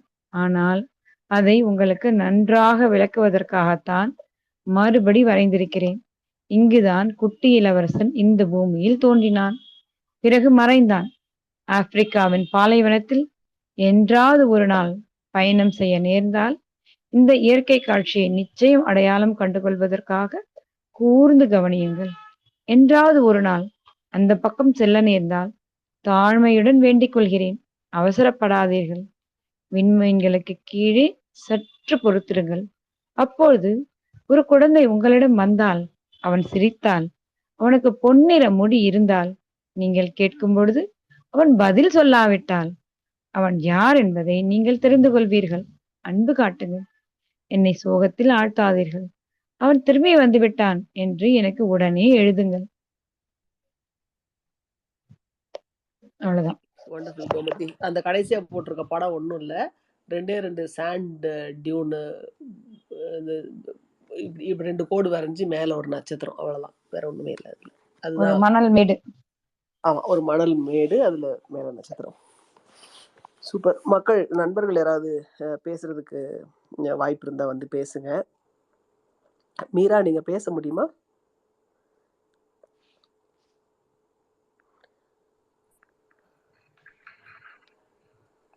கொஞ்சம் ஸ்லைட்டா பேசுறேன். கேக்குதா களி? பேசுங்க பேசுங்க, கேக்குது. இன்னைக்கு இது புக் முடிஞ்சிருச்சா? இதோட ரீடிங் முடிஞ்சது மீரா, இதோட முடிஞ்சது. ஓகே. கொஞ்சம் சில இதுதான் தோணுச்சு. ஓவராலா அது வந்து அந்த புக்கோட இதுதானா அப்படின்னு எனக்கு தெரியல. பட் இன்னைக்கு ரீட் பண்ணது சில விஷயங்கள் ஒரு பேரலா ஒரு தாட்ஸ் உண்டாக்குச்சு. அதுல ஒரு லைன் வந்தது இல்ல, முக்கியமானவைகளை வந்து கண்ணால பார்க்கறத விட இதயத்தால் தான் பார்க்கணும் அப்படின்னு. அந்த லைன் கொஞ்சம் நிறைய தாட்ஸ் கொடுத்தது. முக்கியமான ஆமா, சில விஷயங்களை வந்து நம்ம உணரணும். பார்த்துட்டு மாத்திரம் போறதை விட உணரணும். அது வந்து எவ்வளோ அழகானதா இருந்தாலும் அது அழகானது அப்படின்றத வந்து நம்ம உணர்ந்தால் மட்டும்தான் அது வந்து அழகா தெரியும். இல்லைன்னா அது வந்து one of the many things that pass through our eyes மாதிரி கடந்து போயிட்டே இருக்கும். அழகானது அப்படின்னு நம்ம உணர்ந்து இருந்தா கூட, தெரிஞ்சு புரிஞ்சு வச்சுக்கிட்டா கூட, அதை ரசிக்கிறதுக்கான மனநிலை நமக்கு எப்பவும் இருக்காது.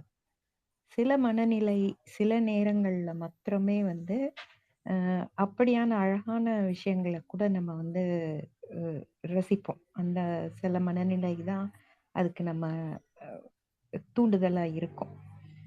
அதே மாதிரி நிறைய உறவுகள், சில உண்மைகள், சில உரிமைகள், இதெல்லாம் வந்து புரியணும்னா நம்ம மனநிலை வந்து அந்த இதை வந்து ரெசனேட் பண்ணணும். ஒரு வேவ் லென்த்ல இருக்கணும். அப்பதான் வந்து நம்மளால வந்து அத புரியவும் முடியும். ஒரு எம்பத்தைஸ் பண்ண முடியும். பண்ணினால் மட்டுமே சில உறவுகள் வந்து நமக்கு சில விஷயங்கள் வந்து அந்த லெவல்ல நம்மளுக்கு புரியும் உண்மையிலேயே. இல்லைன்னா நம்ம கடந்து போய்க்கிட்டே இருப்போம். அடுத்தவங்களோடதோட நம்ம வந்து கொஞ்சம் கூட நம்மளால அத எடுத்துக்கவே முடியாது. என்ன இதுக்கு போய் இவ்ளோ அலட்டிக்கிறாங்க? அந்த மாரி ரேஞ்சில தான் போயிட்டே இருப்போம். ஸோ அந்த எம்பத்தைஸ் பண்றது ரொம்ப முக்கியம் அப்படின்னு நான் நினைக்கிறேன். அதுக்கடுத்து அந்த அதே மாரி இந்த குழந்தைகளோட உலகம். அது வந்து எல்லாமே அது வந்து சாத்தியப்படுத்தும். அ பெரியவங்க வந்து வர்றப்போ, அவங்க வந்து நெறைய பவுண்டரீஸ்குள்ள நம்மள நெறைய பாக்ஸஸ்குள்ள நம்ம அடைச்சுக்கிறோம். இவ்வளதான், இதுதான் அப்படின்னு ஒரு ப்ரீ கன்சீவ்டா ஒரு இறுகிப்போன ஒரு நோஷன்ல நம்ம இருந்துடுறோம். ஆனா குழந்தைகளுக்கு அது மாரியான எந்த கன்ஸ்ட்ரெயின்ட்டும் இல்லாதனால, அவங்க வந்து அவங்க உலகமே வந்து ஒரு மாரி ரொம்ப ஓப்பனா எல்லாம் நெறைய புரிதல்களோட அவங்களுக்கான அந்த இதுல இருக்கும். நமக்கு அது வந்து மேபி ஒரு சர்ரியலிஸ்டிக்கான ஒரு தாட்ஸ நமக்கு குடுக்கலாம். அ இதெல்லாம் எப்படி அப்படின்னு அதனால தான் நெறைய நமக்கு வந்து புரிதல் கூட அதுல விட்டு போயிரும். ஆனா அந்த குழந்தைகள் அவங்களுடைய இதுல இருந்து பார்த்தா பெரிய பெரிய உண்மைகள் கூட கொஞ்சம் சிம்பிளா நம்மளுக்கு எடுத்துக்கிற மாரியான ஒரு இது ஃபீல் குடுக்கும். அதே மாரி நம்ம வந்து நெறைய ஸ்டீரியோடைப்டா நெறைய வச்சிருப்போம். நெறைய முடிவுகள் நம்ம கிட்ட இருக்கும். இப்படித்தான் அப்படின்னு நம்ம வச்சிருக்கோம் இல்லையா? அதெல்லாம் வந்து அ நாம் வந்து நாமா இல்லாம இன்னொருத்தர் இடத்துல இருந்து அ யோசிச்சு பார்த்தா, அதே முடிவ தான் நம்ம எடுப்போமா? அவங்களா இருந்து யோசிச்சோம்னா, அந்த முடிவ நம்ம எடுப்போமா? சம்டைம்ஸ் அந்த மாரி தேர்ட் பெர்சன் வியூல பார்க்குறப்போ, நெறைய நம்ம வச்சிருக்கிறது கூட தப்போ! அப்படின்னு சொல்லி கொஞ்சம் அனலைஸ் பண்ணி பார்த்தோம்னா, அந்த ஒரு இதுக்கு முடியும். ஸோ எப்பவுமே நம்ம வந்து அந்த இறுகி ஒரு இத வச்சுக்கிறத விட, இப்படி ஒரு ஒரு செல்ஃப் அனலைஸ் தான் இது. அவங்க இடத்துல இருந்து பார்க்குறப்போ, இது சரியா இருக்குமா? அப்படின்னு பார்க்குறப்போ, அ அது தப்பா கூட தெரியலாம். நம்மள நம்ம இன்னும் மேம்படுத்திக்கிறதுக்கான ஒரு ஒரு முடிவுக்கு கூட அது கொண்டு போகலாம் அப்படின்னு தோணுச்சு. அதே மாரி இதுல சில விஷயங்கள் வந்து அவ அது சொல்றது. அந்த ட்ரீ அந்த போபேப் ட்ரீ வந்து அவனோட பிளானட் அழிச்சிருமோ அப்படின்னு அவன் யோசிச்ச அந்த இடம். அ அது வந்து ஒரு மேம்போக்கா பார்த்தா, நம்ம பிளானட்டுக்கு கூட அத நம்ம நெறைய பிரெஸ்ஸிங் இஷ்யூஸ் நெறைய இருக்கு இல்லையா? கிளைமேட் சேஞ்ச், குளோபலைசேஷன் அந்த மாதிரியான நெறைய விஷயங்களுக்கு அது பொருத்தி பார்க்க முடியுது. ஆனா, அதே இத கொஞ்சம் அப்ஸ்ட்ராக்ட்டா திங்க் பண்ணி பார்த்தா, எப்படி ஒரு கொடுமையான, ஒரு சுயநலமான ஒரு கொள்கை. எக்ஸாம்பிளா சொல்லணும்னா, ஒரு வலதுசாரி ஃபாஷிசமான ஒரு சிந்தனையோ, ஒரு செயல்பாடுகளோ, நம்மள வந்து எவ்வளவு பின்னோக்கி இழுத்துட்டு போயி வளர்ச்சியெல்லாம் பாதிக்க வச்சு, இன்ஃபேக்ட் அது ஒரு மனித இனத்துக்கே வந்து ஒரு அழிவ எப்படி கொண்டு வரும் அப்படின்ற ஒரு இது கூடயும் இத பொருத்தி பார்க்க முடியுது. நல்ல புக்கு காளி. நல்ல செலக்ஷன். அ நெறைய இன்னைக்கு இதே இவ்வளவுக்கு கொண்டு போதே, ஃபுல் புக்கும் வந்து ஒண்ணா படிச்சிருந்தோம்னா, எவ்வளோ நெறைய வரும் அப்படின்னு நெனைக்கிறேன். தேங்க்ஸ் காளி. நல்ல ரீடிங் 2 பேருமே. கொஞ்சம் கஷ்டப்பட்டீங்கன்னு இருந்தது. பட் 2 பேருமே நல்ல ரீடிங். Thank you. நன்றி, நன்றி மீரா. அது அம் ஆமா. கொஞ்சம் கன்டினியூஸா 1 வீக்ல வாசிச்சிருந்தோம் அப்படின்னு சொன்னா ரொம்ப நல்லா இருந்திருக்கும். பட் எல்லாரோட சூழல் காரணமாக அது முடியாம போயிடுச்சு. அ அதாவது ரொம்ப நாள் ஆக ஆக ஒரு மாரி இருக்க முடியல. ஈவினிங் ஆச்சுன்னா அப்படியே கை நடுங்குற மாரி ஈவினிங் ஆச்சுன்னா கொஞ்சம் அடடா! அப்படின்னு சொல்லி ரொம்ப ரீடிங்கையும், டிஸ்கஷனையும் ரொம்பவே மிஸ் பண்ணோம். சரி அதனால இன்னைக்கு எப்படியாவது போட்டுறணும் அப்படின்னு சொல்லிட்டு போட்டது. நன்றி மீரா, நன்றி. கோமதி நீங்க பேசலாமா? கண்டிப்பா. நன்றி மீரா. இதுக்கு ஆனா ரொம்ப டிஸ்கண்டினியூ ஆன மாதிரி தான் இருக்கு. நான் என்ன பண்றது? வேலையா இருக்குது. மிஸ் பண்ற மாதிரியும் இருக்கு. காலை சொன்ன மாதிரி தான். ஒண்ணும் பண்ண முடியல. ஓகே. இப்போ இந்த கதைய ஆரம்பிச்சதுல இருந்து முடியிற வரைக்கும்னா சிறுவர்களோட உலகம். அதுலயும் வந்து இந்த குட்டி இளவரசன் தான் நிஜமான சிறுவனா இருக்கு. ஆம், இவன் வந்து வரைஞ்சு கொடுக்குற ஆள் வந்து சின்ன வயசுல சின்னவனா இருக்கான், சீக்கிரம் பெரியவன் ஆயிடுறான். அந்த நம்பர் சொல்றதுலேருந்து நம்பர் கிரன்ச்சிங்லேருந்து எல்லாமே வந்து வேற ஆளா இருக்கான். பட் என்னன்னா அவன் வந்து அந்த குழந்தைய புரிஞ்சுக்கிற அளவுக்கு தான் இருக்கு. அந்த அப்படிதான் தனியா ஒரு விமானத்துல வந்து பழுது பார்க்குற அளவுக்கு ஒரு விஷயம் தெரிஞ்சிருக்கு. அது இன்னைக்கு வந்து தண்ணீரோட முக்கியத்துவம் இந்த பாலைவனத்துல அது ரொம்ப ரொம்ப முக்கியமான விஷயம். நம்ம எல்லாருமே ஃபேஸ் பண்ண போற ஒரு விஷயம்தான். தண்ணீர் வந்து ஆக்சுவலா இவளுக்கு தான் தண்ணீர் தேவைப்படுது. குட்டி இளவரசனுக்கு தண்ணீர் தேவைப்படலை இங்க வர வரைக்கும். அது குட்டி இளவரசன் முதல் முறையா இவங்க கிட்ட வந்ததுக்கு அப்புறம் தான் தண்ணீர் குடிக்கிறான் நினைக்கிறேன். அது வந்து அவனுக்கு தெரியுது, அது அவனோட டேஸ்ட், அது எந்த அளவுக்கு ஒரு தேவைப்படுதுங்கிறது. ஒரு தண்ணியே தேவைப்படாத ஒரு உயிரினத்துக்கு கூட தண்ணி குடிக்கிறதுங்கிறது வந்து எவ்வளவு அற்புதமான ஒரு விஷயம் அப்படிங்கிறது தெரியும். மனிதர்கள் வந்து நம்ம இதுக்கெல்லாம் பழகியிருக்கோம். நாளைக்கு ஒரு வேலை ஒரு 100 ஆண்டுகள், ஒரு 500 ஆண்டுகள் டவுன் த லைன் தண்ணியே இல்லாம ஆயிடுதுன்னு வச்சுக்கோங்க நம்மளோட பூமி, அல்லது இருக்கிற தண்ணி வந்து குடிக்கவே முடியாது என்ன ப்ராசஸ் பண்ணாலும். இன்னைக்கு இருக்கிற தண்ணி சரியில்லைன்னா நம்ம ஆர்ஓ பிளான்ட் போட்டு ஃபில்டர் பண்ணிக்கிறோம், இல்லை ஏதோ ஒரு கெமிக்கல் ஃபில்டர் போட்டு ஃபில்டர் பண்ணிக்கிறோம். எல்லோ கலர் வாட்டர் இருக்கு, கிரவுண்ட்ல வந்து இந்த டெபாசிட்ஸ் எல்லாம் இருக்கு அப்படின்னா அந்த டெபாசிட்ஸை ரிமூவ் பண்றதுக்கான கெமிக்கல் ப்ராசஸ் பண்ணி கூட நம்ம தண்ணி எடுத்துக்கிறோம். ஆனாலும் குடிக்கிறதுக்கு சப்போஸ் தண்ணியே இல்லை, அந்த தண்ணி கூட இல்லை அப்படிங்கிற ஒரு நிலைமை வந்தா நம்ம என்ன பண்ணுவோம் அப்படிங்கிறத முக்கியமான ஒரு விஷயமா இருக்கு. நம்ம சப்போஸ் உயிர் கூட வாழ்ந்துடலாம். ஏன்னா நம்முடைய மேக்கப்க்கு ஏற்ற அளவுக்கு நம்மளோட பாடியில 70% தண்ணி இருக்குன்னா 70% பேலன்ஸ் பண்றதுக்கான ஒரு ரிவர்ஸ் ஆஸ்மாசிஸ் டெக்னிக் கூட எல்லா செல்ஸ்க்கும் ஒரு ஜீன் இன்ட்ரோடியூஸ் பண்ணிடலாம். செல் தண்ணி திருப்பி திருப்பி இந்த இது வந்து எப்படி ஃபில்ட்ரேஷன்ல ரிவர்ஸ் ஆஸ்மாசிஸ் இருக்கோ அதே மாதிரி நம்மளுடைய செல் மெம்பரைன்லயும் ஏதாவது ஒரு ஜீன் இன்சர்ட் பண்ணி நம்மளோட உடம்புல இருக்கிற வாட்டரை ரீசைக்கிள் பண்ணி ஏதோ ஒரு பேலன்ஸ் கூட பண்ணிட்டு உயிரோட இருந்துடும் மினிமம் வாட்டர்ல. ஆனால் பட் நமக்கு அந்த தண்ணியோடைய பழக்கப்பட்ட அந்த டேஸ்ட், அதுக்கான அந்த நினைவுகள் அதெல்லாம் எங்க போகுங்கிறது தெரியல. இவங்க தண்ணி குடிக்கிறதோட அற்புதத்தை இன்னைக்கு கேட்ட உடனே எனக்கு அதுதான் தோணுச்சு. நாளைக்கு உலகம் எப்படி மாறும்னு சொல்ல முடியாது. எல்லாமே யூஸ்வலா எல்லா டெவலப்மெண்ட்ஸையும் நான் பாசிட்டிவா பார்க்குற ஆள் தான். ஆனா தண்ணி விஷயத்துல மட்டும் ஒரு சின்ன ஒரு பயம் இருந்துட்டு தான் இருக்கு. நாளைக்கு சாப்பாட்டுக்கு அரிசி இல்லைன்னா கவலை இல்லை, நாளைக்கு பட்டாணி மட்டுமே இருந்தா கூட போதும். ஏன்னா அதுவே புரோட்டீன் தேவையான அளவுக்கு கொடுத்துரும். அல்லது வந்து ஒரு 4 சின்ன மீன்கள் இருந்தா கூட போதும் சாப்பிட்றதுக்கு. ஆனா தண்ணி மட்டும் இல்லாம என்ன பண்ண முடியும்னு தெரியாது. தண்ணி நம்ம பார்க்கறதுக்கான இந்த மாதிரியான ஒரு பச்சை பசேன்னு ஒரு உலகம் இதெல்லாம் இல்லைன்னா எப்படி வாழ முடியும் தெரியல. சாப்பாடு இல்லாம வெறும் கெமிக்கல் ட்ரக்ஸ்ல கூட உயிர் வாழ்ந்துடலாம். கெமிக்கல் காம்போசிஷன் ட்ரக்ஸ் கிடையாது, காம்போசிஷன்ல கூட உயிர் வாழ்ந்துடலாம்.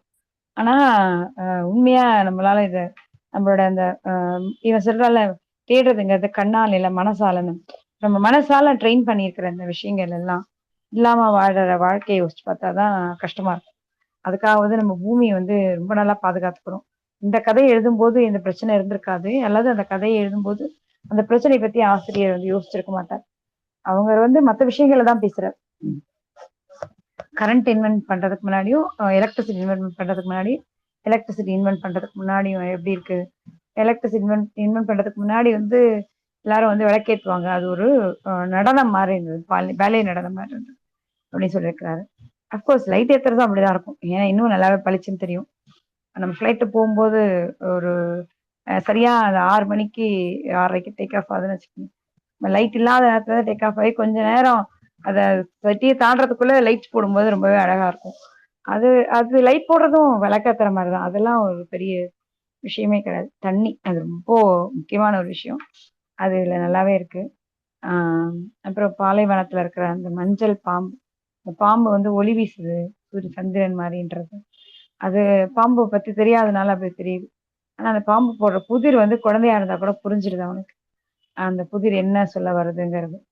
இதுல கடைசியா வந்து உயிர்த்தெழுதல் நடந்திருக்குது, உடலையும் காணோம் அப்படின்னு சொல்லிட்டு உடல் பாம்பு கொத்தி அது விஷம் தீண்டி சாகாத மாதிரி ஆகி சாகாம அவன் அடுத்த கிரகத்துக்கு போயிடும் அப்படிங்கிறத எப்படி ஆட்டுக்கு வந்து ஆடு வந்து பெட்டிக்குள்ள இருக்குது, அந்த பெட்டிக்குள்ள இருக்கிற ஆட்டுக்கு வாய்ப்பூட்டு தேவைப்படுது, அந்த வாய்ப்பூட்டுக்கு லெதர் வந்து அவன் போடாம போயிட்டான், அதனால வாய்ப்பூட்டு சரியா வேலை செய்யாது.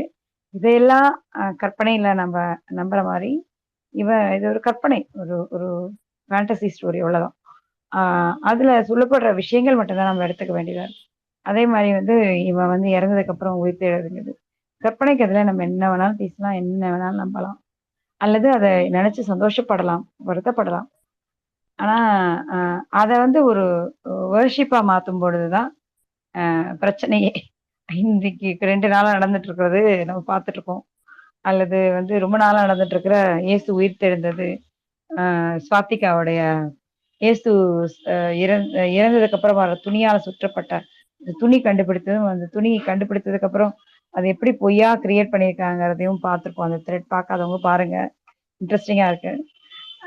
அப்படியான கதைகள் வந்து இங்க கட்டுறாங்க. ஆனா குழந்தைகள் கட்டுற கதையை வந்து யார் மேலேயும் திணிச்சு அதனால யார் மேலேயும் அதிகாரமோ அல்லது அதனால வந்து ஒரு பெரிய மாற்றம் நடந்துரும், இவங்க தான் உலகத்துக்கே வழிகாட்டி அப்படிங்கிற விஷயம் கிடையாது.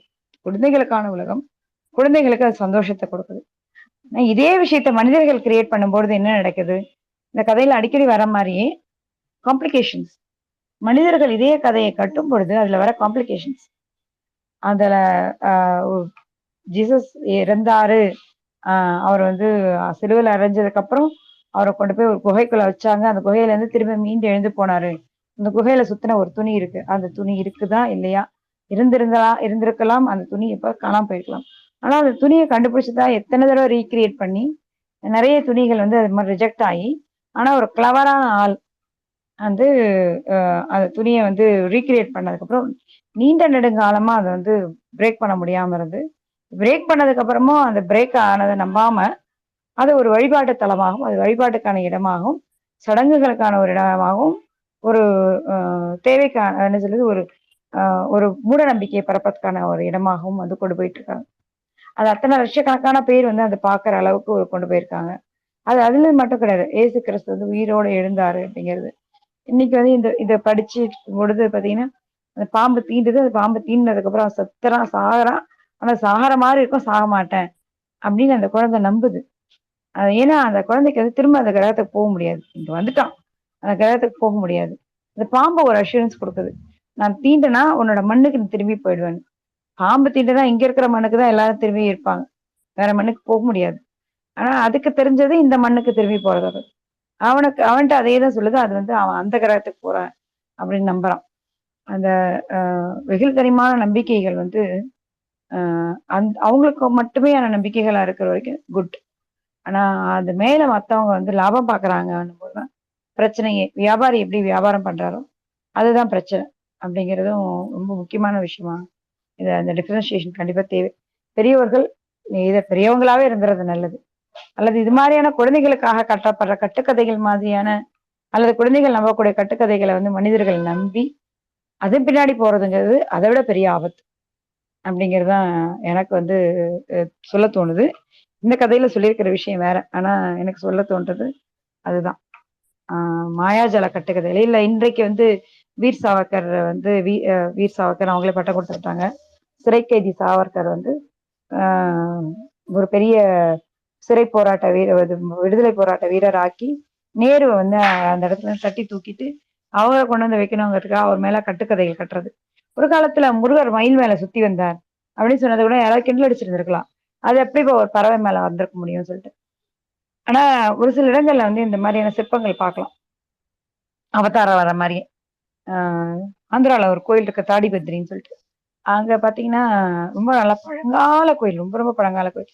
எனக்கு கரெக்டா டேட்லாம் ஞாபகம் இல்லை. ரொம்ப நல்ல சிற்பக்கலை இருக்கிற ஒரு கோயில். வழக்கமா தமிழ்நாட்டுல சிற்பக்கலை நல்லா இருக்கும்னு மரத்திடங்கள்ல போக குறைஞ்சிரும். ஆனா தாடிபத்ரி வந்து தமிழ்நாட்டோட எந்த கோயிலோட சிற்பக்கலையை விடவே சிறந்ததுன்னு சொல்லலாம். அந்த கோயில்ல வந்து இப்படி யானையை தூக்கிட்டு போற மாதிரி ஒரு பறவை இருக்கும். ஆனா அந்த பறவையோட சைஸ் வந்து யானையோட பெருசா இருக்கும். பறவை தான், பட் யானையோட பெருசா இருக்கும். அந்த மாதிரி ஒரு கான்செப்ட் இருந்தா கூட பரவாயில்ல. மயில் வந்து எந்த காலத்துலயும் வந்து மனுஷங்களோட பெருசா இருந்ததா எனக்கு தெரியல, அட்லீஸ்ட் அதுவாது பெரிய பறவை. இன்னைக்கு புல்புல் வந்து வெறும் 22 சென்டிமீட்டர் நீளம் இருக்கிற ஒரு பறவை, அதுல வேற நானும் ஒரு த்ரெட் போட்டிருந்தேன் பாத்தீங்கன்னா, அந்த அந்தமான்ஸ்ல இருக்கிற புல்புல்ஸ் வந்து அந்தமானோட கரையை தாண்டது கிடையாது. அது வந்து எண்டமிக் பேர்ட்ஸ் அங்க இருக்கிறது. அதனால தான் அங்க வந்து 4 பேர்ட்ல 2 பேர்டு எண்டமிக், 2 பேர்டு வந்து இப்போ ஆசியால மத்த பகுதிகள்ல பார்க்கலாம். ஆனா, ஏன் எண்டமிசம் வருதுன்னா, அந்த இடத்த விட்டு அது மூவ் பண்ணாது. அப்படி இருக்கும்போது தான் அது எண்டமிசம் வரும். அந்த இடத்திலேயே பொறந்து அந்த இடத்திலேயே வளரும். உலகத்தோட வேற எந்த இடத்துலயும் அத பார்க்க முடியாது. அதாவது ஸ்பீஷியேஷன் அப்படிங்கிறது வந்து காலப்போக்குல ஒரு ஒரு பறவை இனம் வந்து இன்னொரு பறவை இனமா மாறுறது. ஒரு பறவை இனத்துக்கும் இன்னொரு பறவைக்கும் இருக்கிற வித்தியாசங்கள் வந்து நெறைய ஆகும்பொழுது, தனி இனமா கருதப்படும். இப்படி மரபணு மாற்றத்தினாலயோ, அல்ல அங்க இருக்கிற சூழல்கள் காரணமாகவோ, அந்த இங்க இருந்து 2 பறவை இனங்கள் இருந்தது. இன்னொரு 2 அதிகமான பறவை இனங்களா அந்த இடத்துக்கு மட்டுமே உரிய புல்புல் பறவையா மாறியிருக்கு. அது பேரு அந்தமானிஸ் புல்புல். அப்படி ஒரு பறவை உருவாகுற ஒரு இடம் இருக்குன்னா, அந்த பறவை வந்து அந்த இடத்துல இருந்து வேற எங்கேயுமே பறந்திருக்காதுன்றது ஆ அறிவியல் அறிஞ்சவருக்கு தெரியும். எண்டமிசம் வந்து ஒரு பேர்டுக்கு இருக்குன்னா, அந்த பேர்டு அந்த இடத்துல இருந்து போகல. அப்படி போகாத ஒரு பறவைய கொண்டு வந்து, இங்கேருந்து அங்க கொண்டு வந்து போயிட்டு வந்தாருன்னா, போனவர் எதுக்குய்யா திரும்பி வர்றான்? அங்கேயே இருக்க வேண்டியது தானே! போயிட்டு, போயிட்டு வருவாரு. இது என்ன ஷட்டிலா? ஷட்டில்ல ஃப்ளைட் அடிக்கிறீங்க. போயிட்டு, போயிட்டு எதுக்கு திரும்பி வரணும்? அவன் தான் உன்ன ஷூவ நக்க சொல்றான்ல. அப்புறம் எதுக்கு திரும்பி வர நீ? ஆனா இன்னைக்கு அந்த கேள்வியெல்லாம் கேட்டிருக்கோம். மேபி ஒரு 200 வருஷத்துக்கு அப்புறம் இந்த கதை உண்மையாயிடுமோ தெரியாது. சாவர்கர் வந்து ஒரு பெரும் எப்படி காந்தி மகானுடைய கதையை வந்து நம்ம ஏற்கனவே சொல்லியிருக்கோம். உப்பு எடுத்து இப்படி ஊதுனாரு. ஒரு மகான் பிறந்தாரு. அவர் உப்பு எடுத்து இப்படி ஊதுனாரு. அந்த உப்பு ஊதுன உடனே வெள்ளைக்காரர்கள்லாம் மாயமா மறைஞ்சு போயிட்டாங்கன்னு சொல்லிட்டு தண்டி சத்தியாகிரகத்தை பத்தி, உப்பு சத்தியாகிரகத்தை பத்தி நாளைக்கு கதையா அப்படிதான் எழுதுவாங்க அப்படின்னு சொல்லிட்டு சொல்லுவாங்க. இந்தியன் ஹிஸ்டரி வந்து அப்படிதான் எழுதப்பட்டிருக்கு. அப்படி இல்ல. ஆக்சுவலா வந்து இந்த மாரி ஆளுங்க வந்து புல்புல் தாரால பறந்து போய் திரும்பி திரும்பி வந்து வெள்ளைக்காரங்கள டார்ச்சர் பண்ணாரு. அப்படின்னு நாளைக்கு ஹிஸ்டரிய மாத்தி எழுதினாலும் எழுதுவாங்க. அதுதான் உண்மையான வரலாறு. புராணமா மாத்தி, அந்த புராணத்த திருப்பி வரலாறா மாத்தி, இப்படி இந்த பக்கமும் அந்த பக்கம் விளையாடிட்டு இருக்கிறது தான் இவங்களுக்கு வேலையா இருக்கிறதா இருக்கும். புராணங்கள் புராணங்களாகவும், ஃபேண்டசி ஸ்டோரீஸ் ஆகவும், கட்டுக்கதைகள் கட்டுக்கதைகளாகவும் மட்டுமே இருக்கிற வரைக்கும் சந்தோஷம். அதை அப்படியே புரிஞ்சுக்கணும். அதுல இருக்கிற விஷயங்கள மட்டும் தான் புரிஞ்சுக்கணும். அத வந்து ஒரு ஹீரோயிசமா கட்டமைக்கிறதோ, அல்லது ஒரு மத தலைவரா கட்டமைக்கிறதோ, ஒரு மதத்த மக்களை உய்விக்க வந்த ஒரு ஆளா கட்டுறதோ, நாளைக்கு இந்த குட்டி இளவரசர் வந்து மக்களை உய்விக்க வந்த ஒருத்தரா மாத்திட்டாங்கன்னு வச்சுக்கீங்களேன், அன்னைக்கு இந்த குட்டி இளவரசன் கதை முடிஞ்சிருச்சு. அதுல இருக்கிற சாராம்சம் போயிடுச்சு. அப்படிங்கிறது தான். இதுல இது இன்னைக்கு இந்த குட்டி இளவரசன் வந்து பூமிக்கு வந்து நெறைய வேற விஷயங்கள பார்த்திருந்தாலும், பூமிக்கு வந்து கத்துக்கிட்ட விஷயம் வந்து அன்ப புரிஞ்சுக்கிறதும், தன்னோட மலர் வந்து 5000 மலர்கள் ஒத்திருந்தாலும், தன்னோட மலர் எப்படி வேறுபட்டதுங்கிறது உங்களுக்கு நெறைய சொல்லிக் குடுக்குறதும், அதெல்லாம் தான் வந்து வாழ்க்கையில பாடங்களா கத்துக்கிட்டு போயிட்டே இருக்கணும். ஆ அப்படிங்கிறதும் ரொம்ப முக்கியம். அப்புறம் வந்து விட்டு பிரிதல் அப்படிங்கிறது வாழ்க்கையில வந்து எப்பயுமே நடக்கக்கூடிய விஷயம். அது எந்த மாதிரியான பார்ட் ஆஃப் லைஃபா இருந்தாலும் சரிதான். அது அத புரிஞ்சுக்கணும். அது நமக்கு நெறைய பேருக்கு கிடையாது. ஒரு சில விஷயங்கள் வந்து நம்ம இங்க பெர்மனன்ட்டா ஆக்கி வச்சிருக்கோம். இப்ப ரொம்ப பெரிய பெர்மனன்ட்டான விஷயம் வந்து அ திருமண வாழ்க்கையும், அந்த பந்தமும். அப்படி இல்ல. அம் ஒரு மகிழ்ச்சி அளிக்கக்கூடிய ஒரு விஷயமா மட்டுமே உறவுகள் இருக்கணும். அதுக்காக பிரிஞ்சிருந்தாலும் பரவால்ல, மகிழ்ச்சியா இருக்கணும் அப்படிங்கிறதும் இந்த கதையில இருந்து நான் தெரிஞ்சுட்டேன். ஏன்னா அந்த மலர் வந்து கிளம்பும்போது, "கிளம்ப தயாராயிட்டல்ல, கிளம்பு கிளம்பு போ" அப்படின்னுது. அந்த மலருக்கு தெரியும். இவன் வரலாம், வராம போகலாம். ஆனா வந்து அனுப்பி விடுது. அ இங்க இவன் வந்து இந்த இந்த குழந்தை வந்து குட்டி இளவரசன பிரியும்போது கஷ்டப்படுறான். ஆனா குட்டி இளவரசனுக்கு தெரியும் போய் தான் ஆகணும். பிரிவுங்கிறது வந்து குட்டி இளவரசன் சாதாரணமா எடுத்துக்கிட்டே போறான். நரி கூட வருத்தப்படுற மாரி ஒரு ஆக்டிங் குடுக்குது. ஆனா பட் வந்து பிரிவுங்கிறது வந்து அங்கங்க நடக்குது. அங்கங்க இருக்கிற நட்பு, அந்தந்த இனிமையும், அந்தந்த நட்பும், அந்தந்த மகிழ்ச்சியும் அப்படியே இருக்குது. அப்படிங்கிறது தான் இந்த குட்டி இளவரசன முக்கியமா தெரிஞ்சுக்கிட்டேன் நான். நன்றி. Super, super Gomathi. உங்க வியூஸ் மீரா அண்ட் கோமதி 2 பேரோட வியூஸ்க்கு ரொம்ப நன்றி. Enriching as usual. ரொம்பவே ஒரு குழந்தை மனநிலையிலிருந்து எவ்வளோ தூரம் நம்ம தள்ளி போயிருக்கிறோம் பெரியவங்க அப்படின்றத இந்த கதை சொல்லுது. ஆக்சுவலி இவர் வந்து ஆத்தர் வந்து ஒரு பிளேன் கிராஷ்ல பாலைவனத்துல விழுந்துருவாரு. அத்தனை நாட்கள் கழிச்சு உண்மையிலேயே அந்த நாட்கள் கழிச்சு தான் அவரை மீட்டெடுப்பாங்க. அப்போ நடந்த ஒரு விஷயமா தான் இந்த கதையை அவர் அப்படியே எழுதியிருக்காரு. எப்படி அந்த குட்டி இளவரசனுடைய அந்த அந்த குழந்தையினுடைய பாயிண்ட் ஆஃப் வியூல இருந்து எப்படி ரொம்ப ஒரிஜினலா அந்த பெரியவங்களுடைய கரப்ஷன் இல்லாம, அதாவது கரப்ஷன்ன்றது நான் சொல்றது அந்த பெரிய தன்மை, அந்த அடல்ட்னஸ் இருக்கு பார்த்தீங்களா, அடல்ட்ஹுட் அது இல்லாது அந்த குழந்தை நினைக்கிறத எப்படி அவர் கற்பனை பண்றாரோ, அதே மாரி அந்த நரியினுடைய பாயிண்ட் ஆஃப் வியூவையும் சொல்லுவாரு. அந்த நரியினுடைய பேச்சுல ரொம்ப முக்கியமானது, மனிதர்களும் தனியா இருப்பாங்க அப்படின்னு சொல்றதும், மனிதர்கள் கோழி வச்சிருப்பாங்க அப்படின்றது தான். ஸோ மனிதர்கள் கூட நரிகளுக்கு இருக்கிற ஒரே பிசினஸ் அவங்க வளர்க்குற கோழி திருடுறது தான். அது கூட அழகா சொல்லியிருப்பாரு. இந்த ம், ஒரு மலர் தான் ஆமா, ஒரு மலர் வந்து இவன்ட்ட சொல்லும். மனுஷங்களுக்கு முதல்ல பாம்பு பார்ப்பான் இல்லையா? பாம்பு சொல்லும், நான் பிறந்த இடத்துக்கே அனுப்பிச்சிருவேன் அப்படின்னு சொல்லுது. அது அவனுக்கு மேபி தேவைப்பட்டா அவனுக்கு திருப்பி பிறந்த இடத்துக்கு போறதுக்கான ஒரு கீயா அவனுக்கு தெரிய வருது. முதலாக அவன் பார்க்கறது அந்த பாம்பை தான். அதுக்கப்புறம் நிறைய பேரை பார்க்குறான். ஒரு மலர் சொல்லுது, மனிதர்களுக்கு வேர்கள் இல்ல. அதுதான் அவங்களுக்கு பிரச்சனை போல இருக்கு. அப்படின்னு ஒரு ஒரு மலர், ஒரு செடி. அது நம்மள பார்க்க முடியும். அதனால நம்மகிட்ட பேச முடியும். நம்மள பத்தி பேச முடியும் அப்படின்னு சொன்னா, அது இப்படித்தானே சொல்லும். நம்மகிட்ட இப்ப நம்ம சொல்றோம்ல, நமக்கெல்லாம் பகுத்தறிவு இருக்கு. அதுக்கு பகுத்தறிவு இல்ல. அதுதான் பிரச்சனைன்ற மாரி, அது அது அதனுடைய வாழ்க்கைய வாழ்ந்துட்டு தான் இருக்கு. அது சிம்ப்ளி நம்மள பார்த்து என்ன சொல்ல முடியும் அப்படின்றத ஆசிரியர் சொல்லியிருக்காரு. அவங்களுக்கு வேர்கள் இல்ல. அதுதான் பிரச்சனை போல இருக்கு அப்படின்ற மாதிரி அது சொல்லுது. அந்த ரோஜா மலர்கள் அபண்டன்ட்டா அந்த இடத்துல இருக்கிறத பார்த்துட்டு, அதுகிட்ட பேசுறான் இவன். யார் நீன்னு? நாங்கலாம் ரோஜா மலர்கள். அது ஒரு ரோஜா இருந்தத, நான் ஒரு இளவரசன் அப்படின்னு, அந்த ஒரு ரோஜாவுக்கு நான் ஓனரு, அதுக்கு நான் இளவரசன் அதனால அப்படின்னு நினைச்சிட்டு இருந்தவன். இல்ல, இத்தனை ரோஜாக்கள் ஒரே இடத்துல இருக்கும் அப்படின்னு பார்த்த உடனே அவனுக்கு வந்து, அப்போ அப்போ நான் ஏழையோ அப்படின்ற ஒரு தாட் அவனுக்கு வருது. அவன் வந்து புல்தரையில படுத்து அழுறான். அப்போ வந்து நரிகள் வருது. நரி தான் அவனுக்கு தேவையான, திருப்பி அவன் அவன் இடத்துக்கு போறதுக்கான சீக்ரெட்டே அதுதான் சொல்லுது. பழக்கப்படுத்துறத பத்தி சொல்லுது. பழக்கப்படுத்துறதுனா என்ன? யார் கூட ஒரு உறவை ஏற்படுத்திக் கொள்ள முடியுமோ, யார் கூட ஒரு அன்பையும், எதிர்பார்ப்பையும் ஷேர் பண்ணிக்க முடியுமோ, அதத்தான் நரி வந்து அந்த பழக்கப்படுத்துறது அப்படின்றத ஒரு வார்த்தையா சொல்லுது. அப்படி நரிய எப்படி பழக்கணும்? இல்ல, சரி வாங்க பழகலாம் அப்படின்னு பழகிடலாமான்னா பழக முடியாது. அப்படி இல்ல, நீ என்ட்ட பேசக்கூட கூடாது. என்ன நீ பார்க்கக்கூடாது. அப்படி தள்ளி உட்காந்துருக்கணும். நீ என்ன பார்க்கக்கூடாது, நான் உன்ன பார்க்க மாட்டேன். அப்புறம் அப்படியே கொஞ்சம் கொஞ்சமா ஒவ்வொரு நாளும் என்ன நோக்கி நீ பக்கத்துல வரணும். அப்பதான் நான் பழகுவேன் அப்படின்ற மாதிரி நரி சொல்லுது. அப்படி பழகுனதுக்கு அப்புறம் இந்த இது வந்து ஒரு முக்கியமான ஒரு ரகசியம் ஒண்ணு சொல்றேன் அப்படின்னு சொல்லுது. அந்த ரோஜாக்களை போய் நீ திருப்பி போய் பார்த்துட்டு வா அப்படின்னு சொல்லுது. எல்லா இடத்துலயுமே அவனுடைய மலரை அவனுடைய கிரகத்துல விட்டுட்டு வந்த மலரை பத்தி அவன் வந்து எல்லா இதுலயுமே சொல்லிக்கிட்டே இருக்கிறான். சாரி. எல்லா இடத்துலயுமே அந்த விட்டுட்டு வந்த மலரை பத்தின பேச்சு வந்து அவன் தொடர்ச்சியா பேசிக்கிட்டே இருக்கிறான். அப்போ இந்த ரோஜா மலர்கள் வந்து அபண்டன்ட்டா இருக்கிறத பார்த்து, தேங்க்யூ, இந்த ரோஜா மலர்கள் அபண்டன்ட்டா இருக்கிறத பார்த்து அவன் வந்து ஒரு ஏழ்மை அப்படின்ற ஒரு ஒரு ஒரு ஒரு பற்றா, எனக்கு குறைவாக தான் இருக்கும் அப்படின்ற மனநிலை அவனுக்கு வர்றது அப்படின்றதையும் நரி புரிஞ்சுக்குது.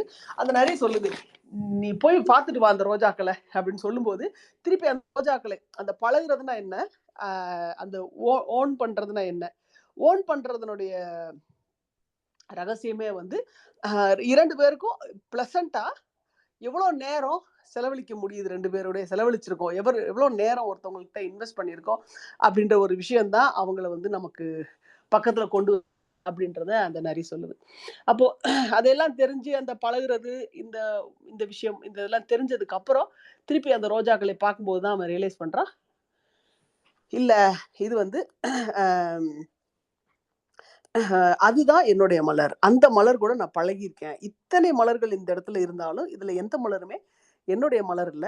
எனக்கான மலர் இல்ல.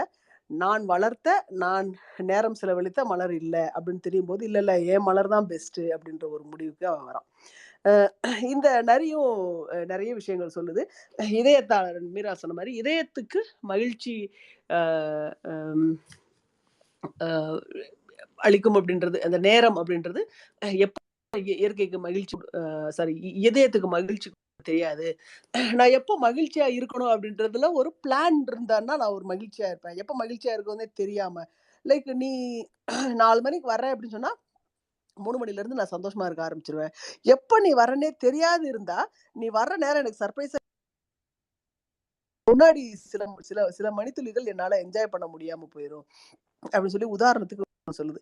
வேட்டைக்காரர்கள் அந்த அந்த வேட்டையாடுற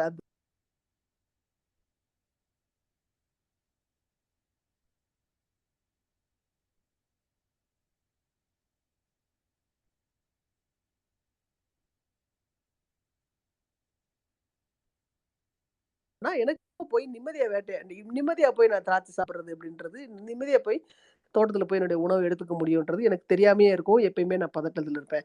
ஸோ இந்த மாதிரியான விழாக்கள், இந்த சடங்குகள்லாம் நடக்கும்போது, எனக்கு தெரியும் எப்போ என்னுடைய சந்தோஷத்த எடுத்துக்க முடியும் அப்படின்றது.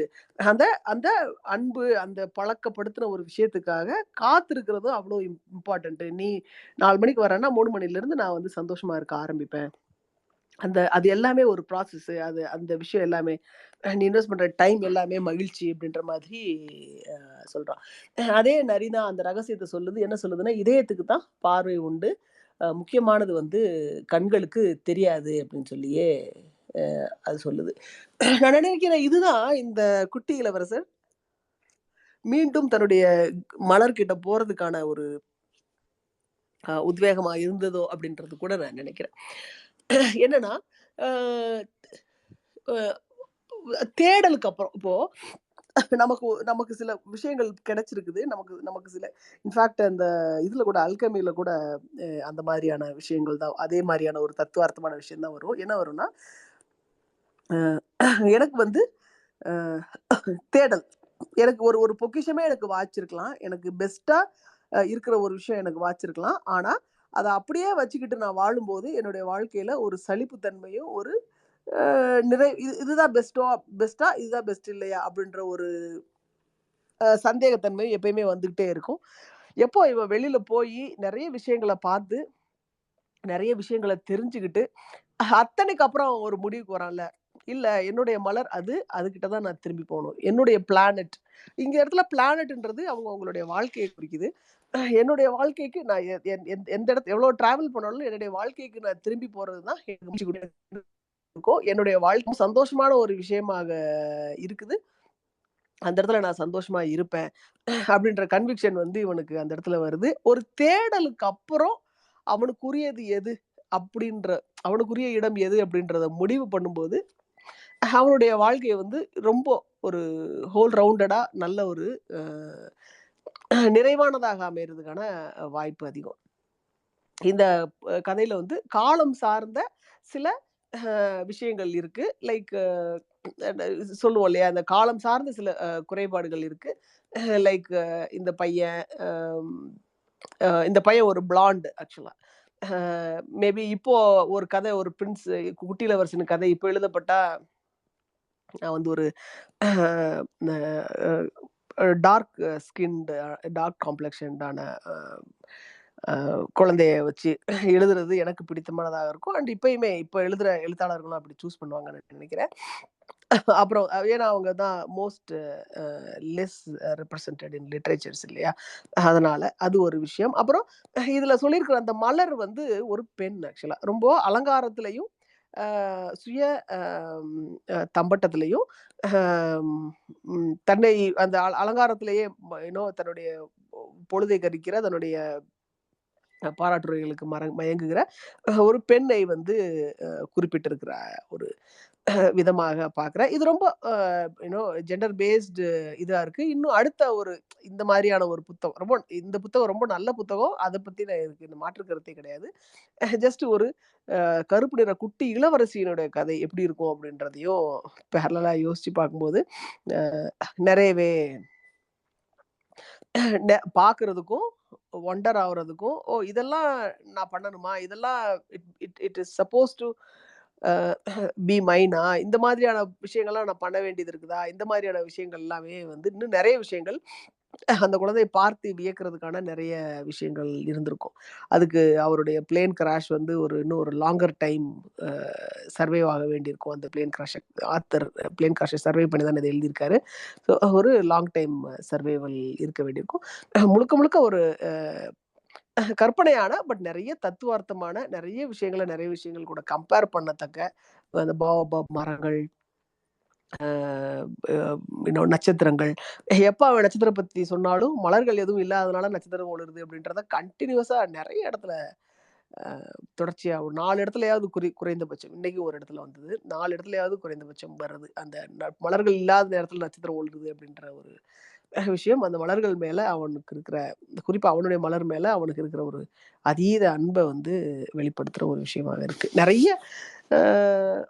இந்த மாதிரி குறிப்பாலான தத்துவார்த்தமான நிறைய விஷயங்கள் இந்த இதுல இருந்தது. இந்த இப்போ நம்ம டிஸ்கஸ் பண்ணதுல ரொம்ப ரொம்ப ரொம்ப மினிமமா, ரொம்ப சூப்பர்ஃபிஷியலான டிஸ்கஷனாக நினைக்கிறேன். ஏன்னா நிறைய புத்தகம் முழுவதுமே பஞ்ச் டைலாக்ஸும், அதாவது இந்த கோட்ஸ் சொல்லத்தக்க விஷயங்களாவே நிறைய இருந்தது. ஸோ நம்ம பேசுனது ரொம்ப அவுட்லைனாக தான் பேசியிருக்கிறோம். நன்றி மக்களே. வேற யாரும் மக்கள் பேச வரீங்களா? ஒரே ஒரு விஷயம் சொல்லணும் களி. இல்ல அதாவது இந்த 20 ஸ்வீடிஷ் குரோனா அந்த பேங்க் நோட் இருக்கு இல்லையா, அதுல பாத்தீங்கன்னா ஒரு படம், அதாவது first Nobel prize for literature வாங்கின முதல் பெண்மணி செல்மா லோகர்லாஃப்னு சொல்றா. அவங்கள பெருமைப்படுத்தும் விதமா அந்த இதுல போட்டிருந்தாங்க. பின்னாடி பாத்தீங்கன்னா அந்த பேங்க் நோட்டோட பின்பக்கம் பாத்தீங்கன்னா ஒரு கீஸ்ல ஒரு சின்ன பையன் உட்கார்ந்து பறந்துட்டு இருக்கிறத மாதிரியான ஒரு படம். அதுதான் அந்த நாவலுக்காக தான் அவங்களுக்கு அந்த நோபல் பிரைஸ் கிடைச்சிச்சு. அந்த கிட்டத்தட்ட இப்போ கோமதி சொல்றப்போ வந்ததுதான் எனக்கு புல்புல் பறவை மேல பறந்து போனாரு அப்படின்னு. இவங்க எங்க இருந்தது உருவி இருப்பாங்க அப்படின்னு. அந்த கீஸ் மேல அந்த பையன் சின்ன ஒரு தம் சைஸ்ல ஒரு சின்ன பையனா வந்துடுவான். அதுல உட்கார்ந்து அவன் என்ன செய்வான்னா, அந்த ஸ்வீடன் முழுக்க அவன் பறந்து போய் அதோட ஜியோகிராஃபிய, அந்த லேண்ட் எப்படி இருக்கு அப்படின்னு விதவிதமா அவன் படிப்பான். அப்புறம் கிராஜுவலா அது மூலமா அவன் வாழ்வின் உண்மை என்ன அப்படின்றத அந்த பறந்து ஒரு இடத்துக்கா போய் பார்த்து படிப்பான். வாழ்வின் உண்மை இதுதானா அப்படின்ற அந்த ஒரு இதுக்கு அந்த கதைய கொண்டு போகும். அவங்க இந்த கதையை அந்த ஸ்கூல் சில்ட்ரனுக்கு புரியணும், அந்த ஜியோகிராஃபிய சொல்லி தர்றதுக்காக அவங்க எழுதின கதை இது.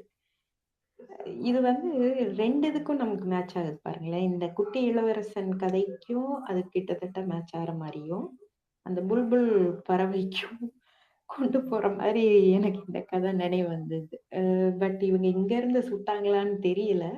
ஆனா புல்புல் பறவை அதுதான் இந்த கதையில அந்த பையன் இந்த கீஸ் மேல பறந்து போறத காமிப்பாங்க. அதே மாதிரி நீங்க இன்னொன்னு சொன்னீங்கல்ல, குட்டி இளவரசன் மாதிரியே ஒரு கருப்பின குழந்தை, அது ரொம்ப உண்மையானது. அதாவது நாம் நம்ம சிந்திக்கிற இதே தாட்டை நம்ம இன்னொருத்தரா இருக்கும் பொழுதும் அதே தாட்டு, அதே புரிதலுக்கு தான் நம்ம வருவோமா அப்படின்றது நம்ம நிறைய ஒரு பெரிய உண்மை. அது யோசிச்சு பார்த்தோம்னா இப்படி கூட பார்க்கலாமே. நம்ம இந்தியன்னா இருக்கிறப்போ ஒரு தாட், அதே இது நம்ம ஒரு அமெரிக்கனாவோ இல்ல வேற ஒரு யூரோப்பியனாவோ இருந்தா அதே அந்த இது ஒரே விஷயம் நம்ம என்னென்ன புரிதலுக்கு மாறி மாறி வருவோம் அப்படின்னு பாக்குறப்போ அந்த கண் வித்தியாசங்கள், மனநிலைகள் அதெல்லாமே இடத்துக்கு தகுந்த மாதிரியான மாற்றங்களை கொண்டு வர்றத நம்ம பார்க்க முடியும். ஸோ நம்ம மனசுக்கு ஒரு அல்டிமேட்டா இதுதான் உண்மை அப்படின்னு நம்ம நினைக்கிறது, அடுத்தவர்கள் கண்ணில் அது வேற ஒரு நோக்கை கொண்டு வர்றது, வேற ஒரு புரிதலை கொண்டு வருவது அப்படின்றது எதுவுமே அப்போ எதுவுமே ஒரு நிலையான உண்மை இல்லை. எல்லாமே ஒரு ரிலேட்டிவான ஒரு ஒரு தாட்னு வேணா வச்சுக்கலாம், ஒரு புரிதல்னு வேணா வச்சுக்கலாம். அதுதான் நீங்க சொல்றப்ப எனக்கு தோணுச்சு. நன்றி காளி. நன்றி மீரா, நன்றி. ரொம்ப அழகான இதை பேரலல் ட்ரா பண்ணீங்க. Super, wonderful, thank you. உடனே வாங்க, உடனே பேசிடுங்க. வணக்கம் மக்களே. உடல்நிலை பரவாயில்லையா? ஸ்பேஸ் ஒன் வீக் போகுது அப்படியே போகுது. நாங்களும் மிஸ் பண்ணோம். நீங்கள் ஆரம்பத்தில் ஸ்டார்ட் பண்ணும்போது சொன்னீங்க, நானும் பார்த்துக்கிட்டே இருந்தேன், ஏதாவது ஒரு டைமில் போடுவீங்களா அப்படின்ட்டு. பரவாயில்ல, லேட்டாக இருந்தால் என்ன, இந்த இதுக்கு ஒரு ஸ்டாண்டர்ட் ஆடியன்ஸ் லிசன் பண்ணிகிட்டே இருந்த இந்த ஒரு 10-12 பேர் அப்படி தான் இருக்கும்னு நினைக்கிறேன். ஸோ ஹாப்பி இன்னைக்கு அது நம்ம இந்த புக்கையும் பிடிச்சிக்கிட்டோம், கொஞ்சம் இன்சைட்ஸும் ஷேர் பண்ணிக்கிட்டோம், கொஞ்சம் டீட்டெயில்ஸ் பேசினாலும் நிறைவாக பேசினமே, அது மகிழ்ச்சி. இது ஆமாம், திரும்பவும் நான் கவனிச்சு கேட்கல, திரும்பி செகண்ட் ரீட் விட்டா நிறைய லேயர்ஸ் இதை பற்றி பேசலாம். பட் பரவாயில்ல, ஓவராலா இந்த ஒரு வாரம் இந்த புத்தகம் வந்து இன் ஒன் லைன் சொல்லணும்னா, ஒரு பிளைன் கிராஷ்ல இருக்கக்கூடியவர் வந்து ஒரு ஒரு ஒரு பிரின்ஸ், ஒரு குட்டி இளவரசை வந்து பார்க்குறாரு. அவனுடைய கிரகம் பற்றியும் அவனுடைய உலகம் பற்றியும் விரிவடைகிறதா இந்த கதை வந்து போகுது.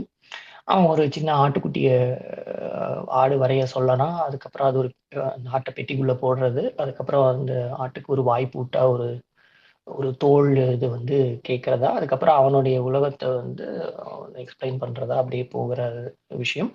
அப்போ அவன் பல்வேறு கிரகங்களுக்கு போகும் பொழுது வேற வேற மனிதர்களை சந்திக்கிறாங்க. அதுல இருக்கிற ஒரு பிலாசபிக்கல் தாட்ஸை இல்ல அதுல அவன் எப்படி இந்த உலகத்தை அவனுடைய பார்வையில பார்க்கிறான் அப்படிங்கிறது தான் இது அப்படியே விரிவடைஞ்சுக்கிட்டே போகுது. கடைசியா அவன் இங்க பூமிக்கு வரும் பொழுது அவன் சந்திக்கக்கூடிய ஒரு ரோஜா தோட்டமா இருக்கட்டும், அது ஒரு பாம்பா இருக்கட்டும், ஒரு நரியா இருக்கட்டும், ஒரு பாலைவனத்துல இருக்கக்கூடிய கிணறா இருக்கட்டும், அப்படின்னு இது அப்படியே விரிஞ்சு கடைசியில அவன் எதை உணர்ந்து திரும்பி அவனுடைய கிரகத்துக்கே போறான் அப்படின்னா, அவன் அவனுடைய காதலியான அந்த மலர், அதை வந்து அது என்னுடைய பொறுப்பு அப்படின்னு உணர்ந்து போறான். இந்த புத்தகங்களே அது அந்த மலர் என்னுடைய பொறுப்பு அப்படின்னு. ஆனா நான் திரும்பி எப்படி போறதுன்னு தெரியாதப்போ இந்த பாம்பு கடிச்சதுன்னு சொல்ல முடியாது, இந்த குட்டி இளவரசன் அந்த பாம்பை கடிக்க விட்டு இந்த உலகத்தை விட்டு அவனுடைய கிரகத்துக்கு போறான் அப்படிங்கிறது தான். ஸோ இது குட்டி இளவரசன் இறந்துட்டாங்கிற பொருள்படாது, அவன் எங்கே where he belongs to he's going back அப்படிங்கிற மாதிரி தான் அதை எடுத்துக்கணும்னு நினைக்கிறேன். இங்க வந்து இந்த நரியும் இந்த பாம்பும் தான். நரி வந்து அவனுக்கு இந்த வாழ்க்கை பற்றின புரிதலை, அவனுடைய வாழ்க்கை பற்றின புரிதலை, அவனுடைய இன்சைட்ஸை ஷேர் பண்ணுது. இந்த பாம்பு அதை எடுத்துட்டு போகுது. ஆனா இது ரெண்டுமே வந்து உலகத்துல எப்படி பார்க்கப்படும்னா, ஒரு அச்சம் தர்ற இல்ல ஒரு வஞ்சகமான ஒரு குணமுடையதா வந்து உலகத்துல பார்க்கப்படுது. அப்ப இந்த உலகத்துல சரியில்லாததா பார்க்கப்படுறது வேறு கிரகத்துல இருந்து வந்த இந்த குட்டி இளவரசனுக்கு ரொம்ப நியாயமாப்படுது. அந்த பெர்ஸ்பெக்டிவும் வந்து இந்த புக் ஓபன் பண்ணி விடுது இல்லையா. யாருடைய உலகத்துல யார் யார் எதுக்கான நியாயம் உள்ளவர்கள், அவர்களுடைய கூற்று என்ன அப்படிங்கிறது உணர்ந்தவங்களுக்கு தான் தெரியும். அப்போ இங்க வந்து அந்த ஜட்ஜ்மெண்ட்ல வந்து உடைச்ச மாதிரி தான் இந்த கேரக்டர் வேற எதுவா வேணாலும் வச்சிருந்துருக்கலாம்ல. இப்ப நரின்னு வைக்கிற இடத்துல ஒரு பசுன்னு வச்சிருந்தா, ஏன்னா அதுதான் பால் தரக்கூடியது, புனிதமானது, ஒரு நல்ல இதா இருக்கக்கூடியது அப்படிங்கிற ஒரு இது பண்ணியிருக்கலாம். பாம்புங்கிற இடத்துல வேற ஏதாவது ஒரு குறியீடு கூட வச்சிருந்திருக்கலாம். பட் ஸ்டில் இங்கே நம்ம உலகத்துல மனிதர்கள் அதை எப்படி பார்க்கிறார்கள் அப்படிங்கிறதுக்காகவே இது உடைச்ச மாதிரி இந்த ரெண்டு கதாபாத்திரங்களும் ஒரு விரிவாக்கம் கொடுத்துச்சு. அதுலயும் அந்த நரியோடைய கான்வர்சேஷன் பத்தி நம்ம நிறைய பேசணும். அது இந்த புக்னுடைய ஒரு கோர்ன்னு நினைக்கிறேன், ஒரு முக்கியமான மையக்கரு. இதுக்கு முன்னாடி அவங்க ஒவ்வொரு கிரகங்களுக்கும் போகும்பொழுது ஒரு பிசினஸ் மேனை சந்திக்கிறதா இருக்கட்டும், பணத்தாசை பிடித்தவன், அதுக்கப்புறம் ஒரு ராஜா வந்து அதிகாரத்துல இருக்கவன், அந்த மாதிரி அது ஒரு முக்கியமான லேயர்ஸ், அது எப்படி உலகம் இயங்குது அப்படிங்கிறத காமிச்சது போல இங்கே அந்த நரிக்கும் இவனுக்கும் நடக்கக்கூடிய அந்த உரையாடல் வந்து இந்த புத்தகத்துக்கு ஒரு கோரா ஓப்பனிங்கா இருக்கு. அவர் நிறைய சொல்லுவது போல மனதில் இருந்து நீங்க நேசிக்கணும், அப்புறம் நேசிக்கிற விஷயத்தை கூட எவ்வளவு நேரம் நீங்க அது அவங்க கூட நீங்க பயணப்படுறீங்களோ அவ்வளவு நேரம் அவ்வளவு முக்கியத்துவமானவர்களாக மாய்ந்து விடுகிறார்கள். அது ஒரு ஒரு ஜஸ்ட் ரிமைண்டர் மாதிரி. நீங்க ஒரு வாழ்க்கையில ஒருத்தவங்களை முக்கியம்னு நினைக்கிற பட்சத்துல அவங்களுக்கான குவாலிட்டி டைமையும் நம்ம கொடுக்கணும் இல்லையா? அது இந்த மலரை அங்க விட்டுட்டு இவன் பயணப்பட்டுட்டு வந்துட்டான், நம்ம என்ன குவாலிட்டி டைம் அவங்களுக்கு கொடுத்துட்டோம், இம்பார்ட்டன்ட் முக்கியம்னு நினைச்சா அந்த குவாலிட்டி டைமை எந்த வகையில நம்ம அவங்களுக்காக செலவிடுறோம் அப்படிங்கிறதையும் ஒரு கேள்வியை அவனுக்குள்ள எழுப்பின ஒரு விஷயம் ரொம்ப நாள். எகெயின் குவாலிட்டி டைம்னு வரும்போது அது வெறும் டைம்னா எப்படி வேணாலும் ஸ்பெண்ட் பண்ணலாம், எப்படி வேணாலும் ஸ்பெண்ட் பண்ணலாம் டைம் அப்படிங்கிறத விட அதை நீங்க மனதார உணர்ந்து பை ஹார்ட், அதாவது இதயத்தின் மூலியமா நீங்க அந்த குவாலிட்டி டைம் ஸ்பெண்ட் பண்ணும் பொழுது அந்த முக்கியத்துவம் இன்னும் வலுப்பெறுகிறதுங்கிறது தான் இதனுடைய அந்த அந்த ஒரு கோர் ஜிஸ்ட்னு நான் புரிஞ்சுக்கிட்டேன். அது ரொம்ப பியூட்டிஃபுல்லா இருந்தது. அப்போ அவன் அந்த மலர் தன்னுடைய பொறுப்பு அப்படின்னு உணர்ந்துக்கிற அந்த தருணம் வருது. ஒருவேளை அந்த மலரை பாதுகாக்கிறதுக்காகத்தான் இன்டைரக்டா ஒரு ஆடு அதை மேய்ஞ்சிருமோன்னு ஒரு அச்சம். மேய்ஞ்சிருமோங்கிற அச்சத்துல அதை பெட்டியில போட்டு அடைச்சா கூட அதுக்கு வாய் இன்னும் ஓப்பனா தானே இருக்கு. அப்போ வாயும் சேர்த்தி கட்டணுமோ அப்படின்னு கட்டி தைச்சிட்டா வேற வாய்ப்பே இல்லை, என்னுடைய மலர் ரொம்ப பாதுகாக்கப்படும் அப்படின்னு சொல்லி. அதே போல ஒவ்வொருத்தருக்கும் தனக்கான மலர் இருக்கும், தனக்கான உலகம்னு ஒண்ணு இருக்கும். அவனுக்கான உலகத்துல கூட அந்த முதல் புத்தகம் தொடங்கும் போது பாருங்க, ஏதோ தேவையில்லாத சீட்ஸ் விதைகள் எல்லாம் விழுந்து அந்த நிலம் பால் பற்றும் அப்படின்னு, பால் ஆயிடும் அப்படின்னு நினைச்சுப்பான். அதுக்காகவே அந்த மரங்களை எல்லாத்தையும் இவன் வெட்டி விடணும் அப்படின்னு ஒரு ஒரு யோசனை இருக்கும். ஸோ தன்னுடைய மலர் பாதுகாப்பா இருக்கிறதுக்கு அவன் வாழும் அந்த இடம் அதுக்கேற்ற சூழல் உருவாக்கி கொள்ள ஒரு பிராயத்தனப்பட வேண்டியதா இருக்கு. அதையும் இந்த ஒரு குட்டி இளவரசனுடைய ஒரு கதை விரிவாக்கம் எடுத்துட்டு செல்லுது. ஒரு வருடம் கழித்து அதே இடத்துக்கு திரும்பி வர்றான். அது நட்சத்திரங்களுடைய நகர்வை பார்த்து அது அந்த விண்மீன் போன இடத்துல எந்த இடத்துல இருந்ததோ அதே இடத்துல திரும்பி இருந்துருச்சு, இத்தனை நாட்கள் கழிந்து விட்டது அப்படின்னு சொல்லி அந்த வானத்தை பார்க்கும் பொழுது இந்த வானத்துக்கும் அவன் வாழும் இந்த பூமிக்கும் உண்டான அந்த தொடர்பா, இந்த லிங்க் செயின் தான் இந்த கதை விரிவடையுது. இது ஜஸ்ட் நமக்கு மேல என்ன, நம்ம வாழ்ற கீழே இருக்க இந்த பூமி என்ன அப்படிங்கிற ஒரு இதா எடுத்துட்டு போகுது. இதுல நிறைய லேயர்ஸ் போடணும்னா நிறைய யோசிக்க தோணுது. ஏன்னா இது என்டையர் யூனிவர்ஸை பத்தி பேசுது. இங்க நம்ம பூமியில வாழ்றதுக்கு என்ன தண்ணி தேவை, இங்க உயிர்கள் உருவாகிறதுக்கு என்ன தேவையோ அதே போல வெவ்வேறு கிரகங்கள்லயும் அந்த கிரகத்தினுடைய தன்மைக்கு ஏற்றாப்புல ஏதோ ஒரு மலரோ, ஏதோ ஒரு உயிரோ, ஏதோ ஒரு ஒரு ஒரு ஜீவனோ ஒரு கனெக்ட் ஆயிருக்கும்ல. அதையும் புரிஞ்சுக்க முடியுது. இப்போ தெரியல, ஒரு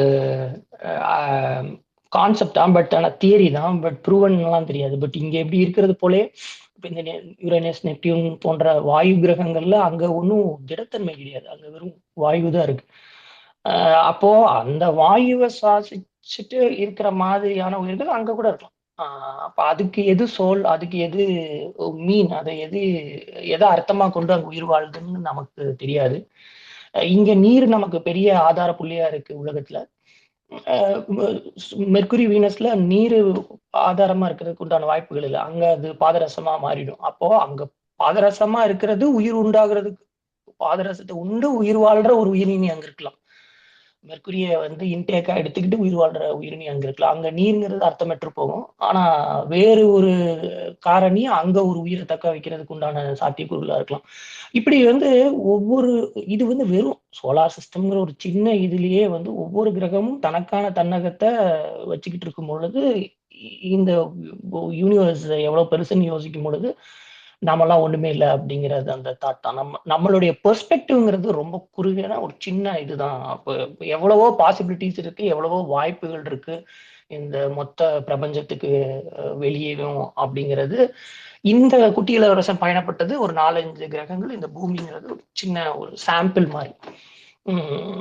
ஆனா அந்த சாம்பிள் கொடுத்த அவுட்புட் என்னன்னா, இது நீங்க உங்கள் மனதின் கண் கொண்டு இதை பாருங்க, எல்லா உயிருக்கும் மனதின் கண் கொண்டு பாருங்க, உங்களுடைய பொறுப்பு என்னங்கிறத பாருங்க, யார் பொறுப்புங்கிறத பாருங்க, அதுக்கு உண்டான என்ன டைமை நீங்க கொடுக்குறீங்க, அந்த டைம் குவாலிட்டியான டைமா இருக்கா அப்படிங்கிற ஒரு நிறைய இன்சைட்ஸ் ஓப்பன் பண்ணுது. மற்றபடி நீங்களுமே எல்லா டிஸ்கஷனில் மற்ற எல்லா பாயிண்ட்ஸுமே டச் பண்ணிட்டீங்க பார்க்குறேன். இது 100 பக்கம் தான் நினைக்கிறேன். இன்னொரு வாட்டி படிக்கும்போது கொஞ்சம் டீட்டெயில்டாக உட்காந்து பேஷன்ஸ் படிச்சிடலாம். பட் நன்றி இந்த புத்தகம் எடுத்துகிட்டு வந்ததுக்கும், இது ஒரு நம்ம இதில் பேசுகிறதுனால உங்கள் கூட உரையாடுறதுக்கான உண்டான வாய்ப்புக்குமே இது இந்த ஒரு புக்கான ஒரு முகவரி. ஸோ அதனால பெருமகிழ்ச்சி. நன்றி மக்களே. Wonderful wonderful Madhana. as always உங்களுடைய உணர்வுபூர்வமான உங்களுடைய பாயிண்ட்ஸ் எடுத்து வச்சிங்க. ரொம்ப நன்றி. கோம்ஸ் நீங்கள் பேசிடுங்க.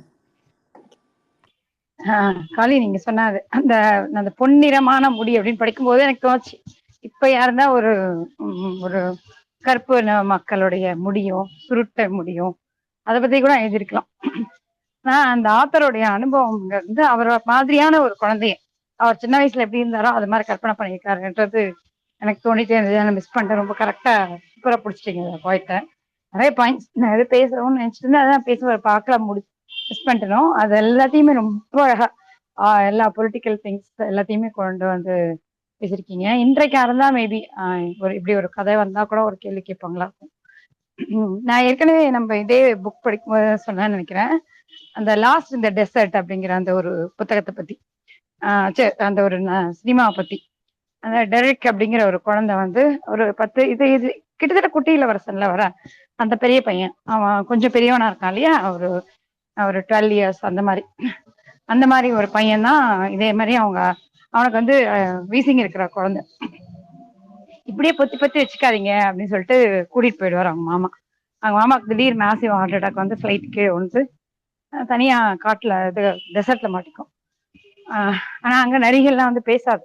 நரிகள்லாம் வந்து அவனோட நாயை தூக்கி போறதுக்கு பார்க்கும், இவனை கொல்றதுக்கு பார்க்கும், அந்த மாதிரி பிரச்சனைகள் பார்ப்பாங்க. அதுக்கப்புறம் இவங்களுக்கு கிடைக்கிற ஒரே ஒரு பாம்பு வந்து கொன்னுடும் அங்கேயும். ஆனா அதே மாதிரி பாலைவனத்துல மண்ணுக்கடியில் இருக்கிற பாம்பு கொல்லாது, சீறி விஷத்தை வந்து துப்பிடும். துப்புற உடனே அது போய் கண்ணில் அடிச்சிடும் அந்த குழந்தைக்கு. விழுந்துரும். அதுக்கப்புறம் அதுக்குள்ள அந்த நாய் வந்து குட்டி போட்டுரும். அந்த குட்டியை வச்சுக்கிட்டு காட்டலாம் அலையும் இதுல அந்த ஒரு இதுவா அப்படி அந்த இது எக்ஸாக்டா இதே வயசு பையன் இதேதான். மேபி எல்லாருக்கும் இது மாதிரி ஒரு குழந்தை இந்த வயசுல இருக்கிற குழந்தை வந்தா எப்படி இருக்கும்னு தோணி இருக்குமான்னு தெரியாது. ஆனா இப்போ இது வந்து ஒரு அழகான பையன்னா ஒரு பொன்னிற முடி இருக்கணும், வெள்ளை தோல் இருக்கணுங்கிறது. அந்த காட்டுல இருக்கிற அந்த சஹரா டெசர்ட்ல இருக்கிற இந்த கருப்பின மக்கள் அவன் சொல்லுவான், ஒரு குழந்தைய பாத்தீங்களா இது மாதிரி பொன்னிறமான முடி அழகா இருக்கான்னு. இல்ல ஒரு அசிங்கமான ஒரு குழந்தைய பார்த்தேன்னு அவரு அவர் கருப்பினத்தை அவருக்கு வந்து இந்த பொன்னிற முடியும் இந்த கலர்ல இருக்கிற குழந்தை அசிங்கமா தோணும். அது வந்து பர்செப்ஷன் தான். இன்னைக்கு வந்து இவங்க வந்து வெள்ளை தோல் இருந்தவங்க வந்து நம்மள எல்லாரையும் ஆட்சி பண்ணிட்டாங்க, அவங்க எல்லாம் மேல இருந்தாங்க அப்படிங்கிறதுனால அது அவங்களுக்கு அழகா தெரியலாம். ஆனா டெசர்ட்ல வாழ்ந்துட்டு இருக்கிற ஒரு வயசானவருக்கு அவர் கருப்பா இருக்கிறவங்க மட்டும்தான் பார்த்துருக்காரு. கருப்பா இருக்கிறதா அவங்களுக்குள்ள அழகு. அவருக்கு வந்து வெள்ளையா இருக்கிற குழந்தை அசிங்கமா தெரியும். இந்த குழந்தையே அசிங்கம்னு சொல்லுவாரு அவர், ரொம்ப அசிங்கமா குழந்தை. இது வந்து ஒரு பெர்செப்ஷன் தான். அதுவும் இதே மாதிரி ஒரு கதை தான். அதுல மேபி பின்னாடி யோசிச்சுட்டு இருந்தனாலயோ என்னவோ தெரியாது, இல்ல அந்த பெர்செப்ஷன் வைக்கலாம்னு யாருக்காவது தோணி இருக்குமா என்னன்னு தெரியாது. இப்படி ஒரு டயலாக் வரும், ஒரு செகண்ட் தான் அந்த டயலாக் வந்து போகும். நீங்க சொன்னதுனே எனக்கு அது திருப்பி சொல்லணும்னு தோணுச்சு, அதுக்காக தான் திருப்பி சொல்றேன். நான் ஏற்கனவே சொன்னேன், நான் நம்ம ஸ்பேஸ்ல ரொம்ப ரீசெண்டா சொன்னேன். இது இந்த புத்தக தொடக்கத்திலேயே இல்ல அதுக்கு முந்தின புத்தகத்திலேயே எனக்கு ஞாபகம் இல்லை. அப்புறம் இன்னும் 2-3 பாயிண்ட்ஸ் நீங்க சொன்னதுல இருந்து திருப்பி சொல்லணும்னு வச்சுருந்தேன். நீங்க அதெல்லாம் ரொம்ப அழகா தொட்டீங்க காளி, எனக்கு டக்கு ஞாபகம் வரல. மேபி ஞாபகம் வரும்போது சொல்றேன். நீங்க பேசுனதுதான். கடைசியாக இந்த புத்தகத்தையும் முடிச்சாச்சு. குழந்தைகளோட உலகம்ங்கிறது எப்படி பேராவா இருக்குங்கிறது. எல்லாருக்குமே அந்த ஃபேண்டசி ஒரு சில நேரங்கள் தேவைப்படுது. ஏதோ ஒன்று நடக்கணும், ஏதோ ஒன்று எடுக்கணும்னு சொல்லிட்டு ஒரு ஃபேண்டசி தேவைப்படுதுதான். அதுக்காக தான் இந்த மாதிரியான இந்த இது பவுலோ கெய்லோட அல்கெமிஸ்ட், கரெக்ட், அதுதான். அது அன்புங்கிறது வந்து எதையுமே தடுக்க கூடாதுங்கிறது இந்த ஃபர்ஸ்ட் டே வாசிக்கும் பொழுது அதுதான் அது சொல்லியிருக்கேன். அதுலயும் இதே மாதிரிதான். எங்க போனாலும், எங்க இருந்தாலும், எந்த இடத்துக்கு போனாலும், எவ்வளவு டிராவல் பண்ணாலும் எனக்கானவன் இவள் அல்லது எனக்கானவன் இவன் அப்படிங்கிறது அத்தனை நாளுக்கு அப்புறம் தோன்றதுங்கிறது முக்கியமான விஷயம். அப்படி நடக்காம போனாலும் அன்பு அன்பா தான் இருக்க முடியும் அப்படிங்கிறது. அது நிறைய இடங்கள்ல இப்போதைக்கு அதுக்கு முன்னாடிலாம் அது மாதிரி இல்லை. இப்போதைக்கு வந்து மக்கள் எல்லாரும் தனித்தனியா இருந்துமே காதலர்களாகவோ அல்லது கணவன் மனைவியாகவோ வேறு வேறு தேசங்கள்ல இருந்தும் ஒரு குடும்பத்தை நடத்துறதுங்கிறது இன்னைக்கு நம்ம பார்த்துட்டு இருக்கோம். விர்ச்சுவல் வேர்ல்ட்ல அதுவும் கொரோனா டைம்ல கல்யாணமே விர்ச்சுவல் தான். கல்யாணத்துக்கு அப்புறம் வாழ்க்கையும் விர்ச்சுவலா நடந்தது எல்லாமே இருக்குது. அது இப்போதைக்கு அதெல்லாம் சாத்தியமா இருக்குது நமக்கு. ஆனா ஒரு காலத்துல அப்படி இருந்திருக்காது இல்ல. கல்யாணம் ஆன உடனே கல்யாணம் ஃபிக்ஸ் பண்ண உடனே பொண்ணு வீட்டை விட்டு வெளியில வரக்கூடாது, அவனுக்கு இவதான் இவளுக்கு அவன் தான் காலம்புறா போட்டு முடிச்சிடுவாங்க. அப்படின்லாம் பணமா தான் வெளியில போகும். அது பொண்ணோட உடம்பு பணமா மட்டும்தான் வெளியில போகும் புகுந்த வீட்டுல இருந்து. அந்த அளவுக்கு அடக்கி வச்சிருந்ததெல்லாம் போய் அன்புங்கிறது என்ன, பொண்ணுங்களும் தன்னுடைய வாழ்க்கை தேவையில்லாத வாழ்க்கையை தூக்கி போடலாம், தன்னோட அன்பை வந்து அன்பானவங்களை தேடலாங்கிற அந்த ஒரு நிலைமை கொஞ்சமா வந்திருக்குது. இன்னும் நல்லா வந்தாலும் நல்லா இருக்கும். கதையில எல்லா இடத்துலயும் சொல்லிட்டே தான் இருக்காங்க அன்புங்கிறது என்னன்னு. ஆனா இன்னைக்கு நடக்க போகுதுன்னு தான் தெரியல. அந்த அல்கெமிஸ்ட் மொத்தமே அதுதான் நினைக்கிறேன். அதுவும் அந்த ஒரு வரி தான் இல்ல. அவனும் பாலைவனத்துலதான் மீட் பண்ணுவான்ல அவளை. இந்த பாலைவனத்துல தண்ணி இறைச்சிட்டு இருக்கிற பொண்ணு தானே பிடிக்கும். இந்த பாலைவனத்துக்கும் லவ்வுக்கும் ஒரு சின்ன தொடர்பு இருக்குதுன்னு நினைக்கிறேன். இதுலயும் வந்து இந்த கதை பாலைவனத்துலதான் நடந்துட்டு இருக்குது. அன்பா பாலைவனத்துல இருந்து போவோம். இது அங்கேருந்து வரான். ஆனா அந்த பாலைவனத்துல இருந்து மீண்டும் காதலியை தேடி போவோம். நல்ல கரெக்டான ஒரு கனெக்ஷன் தான் அல்கெமிஸ்டுக்கும் இருக்கும். அல்லது வந்து எழுதுற ஆத்தர்ஸ்க்கெல்லாம் என்ன சொல்றது, ஒரு ஃபார்முலா மாதிரி தோணுதான்றதும் தெரியல எனக்கு. ஏன்னா இத்தனை கதைகள் இதே மாதிரி வந்திருக்கிறத பார்த்தா ஒரு ஃபார்முலா மாதிரி தோணுதான்னு தெரியல, அல்லது மனித மனங்கள் அப்படி நினைக்கிறதான்னு தெரியல. சும்மா ஒரு ஸ்கேட்டர் தாட்ஸ் தான். நீங்க பேசுனதுக்கு அப்புறம் எனக்கு வந்தது உங்களோட பாயிண்ட்ஸ் வச்சு அதை ஷேர் பண்ணலாம்னு நினைச்சேன். வேற ஒன்றும் இல்லை. நன்றி. சுந்தர். நன்றி கோமதி, நீங்கள் உங்களுடைய ஷேருக்கு. நீங்கள் சொன்ன மாதிரி பாலைவனம்ன்றது ஒரு சிம்பாலிக்காக சிரமம், அவங்க சிரமத்தை சந்திக்கிறது அப்படின்ற அதுக்காக கதைக்களமாக வைக்கிறாங்களோ என்னன்னு தெரியல. அல்லது மினிமம் கம்யூனிகேஷன்ஸ் இதில் கூட சொல்கிறாங்க இல்லையா, மொழியானது தவறாக புரிந்து கொள்வதற்கு கருவியாகும் அப்படின்னு சொல்லிட்டு. அதனால ஒருவேளை குறைந்த மனிதர்களோட பேசும்போது தான் நிறைய அதாவது மனிதர்களோட பேசாது இருக்கும்போதோ அல்லது குறைந்த மனிதர்களோட பேசும்போது தான் இந்த நிறைய தாட்ஸ் வந்து சரியான பாதையில் போகுன்றதாக கூட அந்த கதைக்களம் அப்படி அமைக்கப்பட்டிருக்கலான்னு தோணுது. அழகான பேரலல்ஸ் ட்ரா பண்ணீங்க. தேங்க்யூ கோம்ஸ். சுந்தர் தோழர், வாங்க உங்களுடைய கருத்துக்களை சொல்லி. கருத்து சொல்ல வரல, I just want to confirm the book நீங்க படிக்கிறது லிட்டில் பிரின்ஸ். இது வந்து ஆண்டோயின் டி செயின்ட் எக்ஸ்பெரி அவர் எழுதுற புக் தானே? கரெக்ட். ஆமா, ஓகே. நல்ல book, it's very good book. இந்த நீங்க ஏற்கனவே டிஸ்கஸ் பண்ணியிருந்தீங்கன்னா I will listen to the recording. But I just want to say one point. It is something like if you are trying to break a myth and fantasy of somebody believes, and also we have to make sure that we are equally breaking the myth and beliefs of everybody, every sector of the all beliefs, I could say. We should be very equal in that perspective.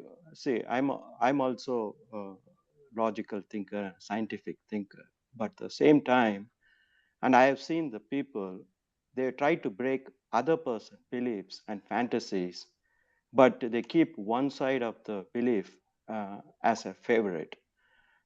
I have seen in the Tamil spaces also, some people try to give one side of the belief is good, but other belief is all fantasy. So I try to break that thing, and I say that, hey, if you are an atheist, be an atheist for everything.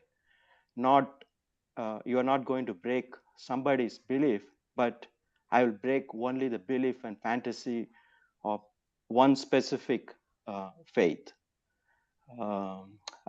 This I have seen in the when Tamil spaces, people, okay, hey, I'm going to break that guy music director, he wrote like this. But at the same time, they keep some of their favorite music director or lyricist. They will never criticize. If you're criticizing, you have to equally criticize everything. That's my perspective. Thank you Sundar தோழர். மதம் பற்றிய ஒரு ஒரு ஒரு isolated பார்வையை கொடுத்துருக்குறீங்க. Isolated ஏன் சொல்கிறேன்னா, நம்ம இந்த புத்தகத்தில் அந்த அந்த மாதிரி வரல, ஜஸ்ட் நம்மளுடைய இண்டிவிஜுவல் தாட்டை அதை நம்ம எடுத்துக்கலாம். நீங்க சொல்ல அடிக்க வேண்டியதுன்னா எல்லா மதங்களும் அடிக்க தகுந்தது தான். Equal, correct. That's what I am saying. Thank you காலி. நல்ல நன்றி நன்றி தோழர். மக்களே, வேற யாராவது பேசணுமா? நம்ம இல்லை செஷனை முடிச்சுக்கலாமா? ஓகே, உடனே இல்லை ஒன்றும் இல்லை, ஒரே சின்னது. அந்த ஆப்பிரிக்க ராஜாக்களும் மக்களும் பற்றி வரும்போது இந்த புக்கினுடைய ஓல்டு வெர்ஷனில் அவங்க நிகர்ஸ்ன்னு தான் மென்ஷன் பண்ணியிருக்கோம். புது வெர்ஷனில் தான் அதை மாடிஃபை பண்ணியிருப்பாங்க.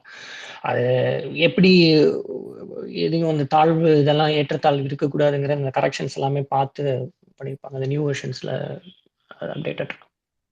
கோம் சொன்ன மாதிரி அது அந்த பையன் வந்து அந்த ஆத்தருடைய செல்ஃப் ஒரு சின்ன வயசு கேரக்டர் அப்படின்னு எடுத்தா அது கரெக்டாக சூட் ஆகுது. I think that may be the case, must be the case.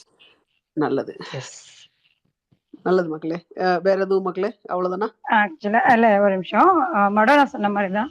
ஆக்சுவலா மடோனா ரொம்ப பெரிய எழுத்தாளர்கள், ரொம்ப ரொம்ப புது விஷயங்களை பேசினவங்க, அப்படி அது மாதிரி நிறைய பேரை வந்து நீங்க இன்றைக்கு இருக்கிற புரிதலோட அனலைஸ் பண்ணீங்கன்னு வச்சுக்கீங்களேன், அவங்க எல்லாருக்கிட்டையும் நீங்க வந்து இந்த மாதிரியான பெரிய குறைகளை பார்க்கலாம். ரொம்ப பெருசான உங்களுக்கு அந்த ஸ்டேஞ்சர், அது அன்னியன்னு சொல்லிட்டு தமிழ்ல அப்புறம் வந்திருக்கும். ஆல்பர்ட் கம்யூ, ஐ திங்க் ஆல்பர்ட் கம்யூவோட அவர் வந்து ரொம்ப சிறந்த எழுத்தாளர். ஃபர்ஸ்ட் இந்த இது மாதிரி எக்ஸிஸ்டென்ஷியலிசம் தியரி அது எல்லாத்தையும் முன்ன வச்சவர் அவர் தான். அது அப்படியே பெரிய தன்னோட அம்மா இறந்து போனதுக்கப்புறம் அம்மா ஒரு தவறு நடக்கும். அந்த தவறுல இவர் போய் அசம்பாவிதமா மாட்டிக்குவார், ஒரு கொலை. அப்போ அந்த கேஸ் வந்து திருப்பி ரீவிசிட் ஆகும் பொழுது அவர் மேல வர குற்றச்சாட்டுகள், அவர் எதுக்குமே கவலைப்படாம இருக்காரு. இதுதான் ஒரு ஹீரோ வந்து எல்லா மத திட்டங்களுக்கெல்லாம் கட்டுப்பட்டவராக இருக்கணும். ஆனா அப்படி இருக்க மாட்டார் அந்த ஹீரோ, எல்லாத்தையும் வேற மாதிரி இருப்பாரு. அவர் கிட்டத்தட்ட ஒரு எத்தீஸ்டா இருப்பாரு. அது ஓப்பனா வராது. ஏன்னா சாகும்பொழுது அவர் தூக்கில போடும்போது ஒரு ப்ரேயர் பண்ணணும் அப்படின்னு சொல்லிட்டு ஃபாதர் வரும்போது வேணாம் நினைச்சாரு. அப்பதான் தெரியும் அவருக்கு அது மேல நம்பிக்கை இல்லைன்னு. ஆனா வந்து ரொம்ப வெறுத்து போனவர்லாம் கிடையாது. ஐயோ எனக்கு ஏன் இப்படி ஒரு தண்டனை வந்துச்சு அப்படிலாம் கிடையாது. எதையுமே கண்டுக்காத ஒரு ஆள். இந்த மாதிரி ஒரு கேரக்டரை வச்சு அதுக்கு ஒரு நோபல் பிரைஸ் வாங்கினார். அந்த கதையை நீங்க திருப்பி ஃபர்ஸ்ட் டைம் படிக்கும் போது எல்லாருக்கும் அப்பா ஆஹான்னு இருக்கும். திருப்பி ரீவிசிட் பண்ணீங்கன்னா அதுல வந்து வர கிரிமினல்ஸ் எல்லாருமே மொராக்கன்ஸா இருப்பாங்க. இவங்க போய் பிரான்ஸ் போய் மொராக்காவை பிடிச்சிருச்சு, மொராக்கன்ஸ் அங்க இருந்து கொண்டு வந்து அடிமைகளை வச்சுட்டு இருக்கு. ஆனா அதுல வர கிரிமினல்ஸும் மோசமான ஆட்களும் பாத்தீங்கன்னா மொராக்கன்ஸா இருப்பாங்க. இது எப்படி புரிஞ்சுக்கிறது? அன்றைக்கு அதுக்கு நோபல் பிரைஸ் கிடைச்சிருக்குது, அந்த ஆதருக்கு நோபல் பிரைஸ் கிடைச்சிருக்குது. அவர் ரொம்ப மிகச்சிறந்த எழுத்தாளர் கொண்டாடப்பட்டிருக்கு. அன்றைக்கு இருந்த உளவியல் சிக்கல்களும் தன்னோட அம்மாவும் அவரும் ஒன்னாதான் இருப்பாங்க, ஆனா எதுவுமே பேசிக்கவே மாட்டாங்க. அப்புறம் கொண்டு போய் அம்மாவை பெரியவங்க வயதானவர்கள் எல்லாரும் தங்குற இடத்துல விடுதியில விடுவார். அப்ப அவங்களுக்குள்ள ஃப்ரெண்ட்ஷிப், நிறைய ஃப்ரெண்ட்ஸ் எல்லாம் அவங்களுக்கு வந்திருப்பாங்க அந்த அம்மாவுக்கு. ஏன்னா இவங்க 2 பேருக்கு பேசிக்கிறதுக்கு ஒண்ணுமே இருக்காது. இவன் கல்யாணம் பண்ணிக்காம இருப்பான், ஏதோ ஒரு சாதாரண ஒரு வேலையில இருப்பான். இப்போ இந்த மாதிரி ஒரு கேரக்டரை கிரியேட் பண்ணி ஒரு 2 ஜெனரேஷனுக்கு நடுவில் கம்யூனிகேஷன் இல்லை அப்படிங்கிற விஷயம். அம்மா இருந்ததுக்கு அப்புறம் கொண்டு போய் கிரிமேஷன் பண்ணிட்டு வந்து இன்னொரு ஃப்ரெண்டு கூட வெளியில போறது, சும்மா தான் போயிருப்பாரு, அவர் ஜாலிக்கெல்லாம் போயிருப்பாங்க. ஒரு இது மாதிரியான சூழல்களை கிரியேட் பண்றதுங்கிறது வந்து அந்த பீரியடுக்கு பெரிய விஷயம். அதுல வந்து எல்லாரும் மயங்கிட்டாங்க. இப்போ இப்படி அது வந்து பிரேக் ஆகுது எல்லாம் அப்படி. ஆனா திருப்பி ரீவிசிட் பண்ணும்போது மொராக்கன்ஸ் அப்படி எழுதிருக்கிறாருன்னு இப்பதான் தோணுது எல்லாருக்குமே. அது எல்லாமே வந்து அப்படிதான் இதுலயும் வந்து கரெக்ஷன் பண்றதுங்கிறது நல்லது. எல்லாத்தையுமே வந்து கரெக்ட் பண்ணி தான் போயிட்டு இருக்கோம். ஏன்னா சொசைட்டில வந்து ரொம்ப ஃபாஸ்ட் சேஞ்சஸ் வந்துட்டு இருக்கு. அது பண்ண தப்புக்கு மன்னிப்பு கேட்கிற அளவுக்கு பிளாக்ஸ் ட்ரேட் பண்ணதுக்கு அது எல்லாமே நடந்துட்டு தான் இருக்குது, பார்த்துட்டு இருக்கோம். அது உண்மைதான். மட்டும் நான் சொன்னது கரெக்ஷன்ஸ் பண்ணிட்டு தான் இருக்காங்க. அது politically correct statements and sentences word use பண்றது எல்லாம். ஓகே ஓகே, நன்றி. Sorry wonderful. காலினா, இல்ல டைம் இல்ல இல்ல ஐயோ, எடுத்துக்கிட்டேன். வண்டர்ஃபுல்லான பாயிண்ட். எல்லாத்தையுமே ரீவிசிட் பண்ணணும். எல்லாமே ரீவிசிட் பண்ணும்போது தான் நம்ம வளர்ச்சி அடைஞ்சிருக்கோம் அப்படின்ற ஒரு விஷயமே கூட நமக்கு தெரிய வரும். இல்லையா? ஸோ ஓகே, இன்னும் நம்ம எந்த எந்த டைரக்ஷன்ல வந்திருக்கோம், இன்னும் எந்த டைரக்ஷன்லாம் போக வேண்டியிருக்கு அப்படின்றத திரும்ப திரும்ப ரீவிசிட் பண்ணும்போது தான் நடக்கும். அதுவும் அடுத்தடுத்த ஜென்ரேஷன் வரும்போது அவங்களுடைய பாயிண்ட்ஸா யோசிச்சு பாருங்க. நம்ம பாயிண்ட்ஸ் எல்லாம் நமக்கு முந்தின ஜென்ரேஷனை அஸ்டானிஷ் பண்ண மாதிரி, ஷாக் பண்ண மாதிரி, இப்போ இருக்கிற அடுத்த ஜென்ரேஷன் பேசுற விஷயங்கள்லாம் நமக்கு அட இது என்னடா புதுசா இருக்கு, இது நமக்கு தோணவே இல்லையே அப்படின்ற மாதிரி தான் இருக்கு. ஸோ தட் மீன்ஸ் அது வந்து சமுதாயம் வந்து ஒரு பாதையை நோக்கி போய்கிட்டு இருக்கு. அதை துரிதப்படுத்துறது அப்படின்றது இந்த மாதிரியான எழுத்துக்களையோ படங்களையோ கூட, திரைப்படங்களையோ கூட ரீவிசிட் பண்றதன் மூலமா தான் நம்மளுடைய பாதையை புதிய பாதையை சரியான இதுல டைரக்ஷன்ல வகுத்துக்க முடியும். அதை எவாலுவேட் பண்ணிட்டே இருக்கணும். சரியான பாதை தானா அப்படின்றத எவாலுவேட் பண்ணிட்டே இருக்கணும். அதுக்கு ரொம்ப முக்கியமான பாயிண்ட் நீங்க சொன்னது. நன்றி மக்களே. எங்க ஊர்ல சின்ன பிள்ளைல யாருக்காவது இந்த பிளாண்டை பத்தி வரும்போது சொல்றேன். நிறத்தின் மீது எல்லாருக்குமே வெள்ளை நிறம், அந்த லைட் டோன் ஸ்கின், அதுக்கு மேல எல்லாருக்குமே ஒரு பிரேமை இருக்கும்னு வச்சுக்கோங்களேன். அது வேற விஷயம். பட் முடி மட்டும் எங்க எங்க எங்க கிராமத்துல கருப்பு தவிர வேற எந்த முடியா இருந்தாலும் கேவலமா பேசுவாங்க. சாரி, ரொம்ப கேவலமா பேசுவாங்க. அந்த முடியோட நிறம் மட்டும் கருப்பா இல்லாம பிளாண்டு இல்ல வேற என்னென்ன கலர், ரெட்டு, என்னென்ன சொல்றோமோ அதெல்லாம் இருந்தது அப்படின்னா ரொம்ப மட்டமா பேசுவாங்க. அது எனக்கு ஞாபகம் வந்தது. அந்த ஆப்பிரிக்கன் தாத்தாவை பத்தி நீங்க அந்த படத்துல வந்த இது சொன்னது எனக்கு அதையும் நினைவுபடுத்துச்சு. அந்த அந்த அந்தந்த கூட்டம் அந்தந்த இது வேல்யூஷன்ஸை வச்சுட்டு இருக்கு. இந்த ஒரு குளோபலைஸ்டு இந்த போக்கு இருக்கு பார்த்தீங்களா? இப்போ இதுல என்ன ஒரு பிரச்சனை அப்படின்னா, இந்த மாதிரி லோக்கலைஸ்டு அழகு உணர்வுகள் எல்லாம் அழிஞ்சு ஒரு பொதுப்படையான அழகுணர்வு பறந்துபட்டு நிக்குது. ஏன்னா இதே அந்த ஊர்ல இப்போ ஹேர் கலரிங் பண்றத வந்து இயல்பா எடுத்துக்கிறாங்க. அன்னைக்கு நான் அந்த வயசுல இருந்தப்போ கேவலமா திட்டினவங்க இப்போ வந்து அதை இயல்பா எடுத்துக்கிறாங்க. அப்போ இந்த குளோபலைஸ்டு மீடியா ரீச் அப்படின்றது வந்து நிறைய விஷயங்களை, அதாவது நல்ல விஷயங்களை எவ்வளோ எவ்வளோ பொதுமைப்படுத்தியிருக்கோ அது மாதிரி சில தவறான நம்பிக்கைகளையும் தவறான ஒரு தீவிரத்தன்மையுள்ள தவறான கருத்துக்களை கூட, நிறைய கருத்துக்கள், அரசியலாகட்டும் மதமாகட்டும், தீவிரத்தன்மையுள்ள நிறைய கருத்துக்களையும் வந்து அந்த பெரிய பாப்புலேஷனுக்கு போய் ரீச் பண்ணியிருக்கு. அதெல்லாம் நார்மலைஸ் பண்ணியிருக்குன்னே கூட சொல்லுவோம். அப்போ இன்னும் அதே அதே அந்த குளோபலைஸ்டு மீடியாவினுடைய உதவி கொண்டு தான் இந்த விஷயத்தை தொடர்ச்சியா பேசி நிறைய விஷயங்களை நார்மலைஸ் பண்றதும், நிறைய விஷயங்களை அப்படின்னு சொல்லிட்டு இதெல்லாம் கிரிஞ்சு, இதெல்லாம் வந்து யக் அப்படின்னு ஒரு மாதிரி அதுக்கான ஒரு அருவருப்பை காட்டுவதும், அதுவும் இப்படித்தான் பண்ண முடியும்னு நினைக்கிறேன் இந்த மீடியாவின் உதவி கொண்டு. நன்றி மக்களே. வேற எதுவும் கருத்துக்கள் இருக்கா? அதுல எனக்கு ஒன்று தோணுச்சு காளி. சொல்லுங்க வேற. நம்ம பார்க்கறது, அதாவது இதுல வர்ற அதே லைன் தான் திரும்பியும் எடுக்க வேண்டியிருக்கு. அதாவது கண் கொண்டு பார்ப்பதை விட இதயத்தை கொண்டு உணர்தல் முக்கியம் அப்படின்னு. அது மாதிரி நமக்கு வந்து அடுத்த கல்ச்சரையோ இல்லை அதாவது நமக்கு அறிமுகம் இல்லாத வேற்று நாட்டவர்களை பற்றி அந்த உண்மைகளோ கூட அவங்க ஏன் இப்படி இருக்காங்க அப்படின்றத பார்த்தா தெரிஞ்சுக்கிறோம். ஆனா அந்த இதை உண்மையா புரிஞ்சுக்குவோமா? அவங்க இடத்துல இருந்து அவங்களா இருந்தால் மட்டும்தானே அவங்க சொல்லக்கூடிய அந்த கருத்துக்களை நம்ம ரிலேட் பண்ண முடியும். அந்த புரிதல் இருக்காது. இப்போ எக்ஸாம்பிள் நம்ம வந்து அவங்க ஏன் இப்படி திங்க் பண்றாங்க, அவங்க ஏன் இதை வந்து அதாவது அவங்களுக்கு வந்து எவ்வளவுக்கு ஒண்ணா இருக்கிறது ஒரு பெரிய விஷயமோ, அதே மாதிரி கருத்து வேறுபாடு சின்னதா வந்துட்டா ஒரு கணவன் மனைவின்னு இருக்கிற அந்த பந்தத்தை அவங்களால ஈஸியா பிரிஞ்சு வர முடியுது. நமக்கு அது வந்து நம்ம இந்திய கண்கள் கொண்டு அதை பார்க்குறப்போ ஐயோ அப்படி பெரிய தப்பா தெரியுது. அவங்க அது இது பண்ணிட்டு கொஞ்ச நாள்ல அவங்க வேற ஒரு கல்யாணம் பண்ணிக்கிறது, இதெல்லாம் நம்ம கண்ணில் பார்க்குறப்போ அது ஏதோ ஒரு பெரிய தப்போ அப்படின்ற மாதிரி நம்ம பார்ப்போம்.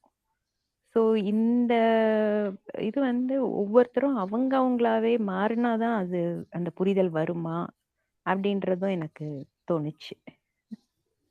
சரிதான். எதையுமே நம்மளுடையதுன்றதுக்காக தூக்கி வைக்கிறதோ வேற ஒருத்தவங்களோடதுன்றதுக்காக ஒதுக்கி வைக்கிறதோ இல்லாது நீங்கள் சொன்ன மாதிரி இதயத்தை அப்ளை பண்ணி பார்த்துக்க வேண்டியதுதான். இது எனக்கு இது சூட் ஆகுதா இல்லையா, இதில் வேற எந்த கலாச்சார மதிப்பீடு இதுக்கு தேவையில்லை அப்படின்றது தான். அது இந்த குளோபலைசேஷன் பண்ண ஒரு பொதுமைப்படுத்திய நன்மையாக தான் நான் பார்க்குறேன். அந்த கல்ச்சர்ஸ் எல்லாத்தையுமே நம்மளால் எடுத்துக்க முடியுது அப்படின்றது. நன்றி மக்களே. வேறு யாரும் எதுவும் பேச வேண்டியிருக்கா? சரி, அப்போது செஷன் எண்டு பண்ணிக்கலாமா? நன்றி தோழர்களே. ஜஸ்ட்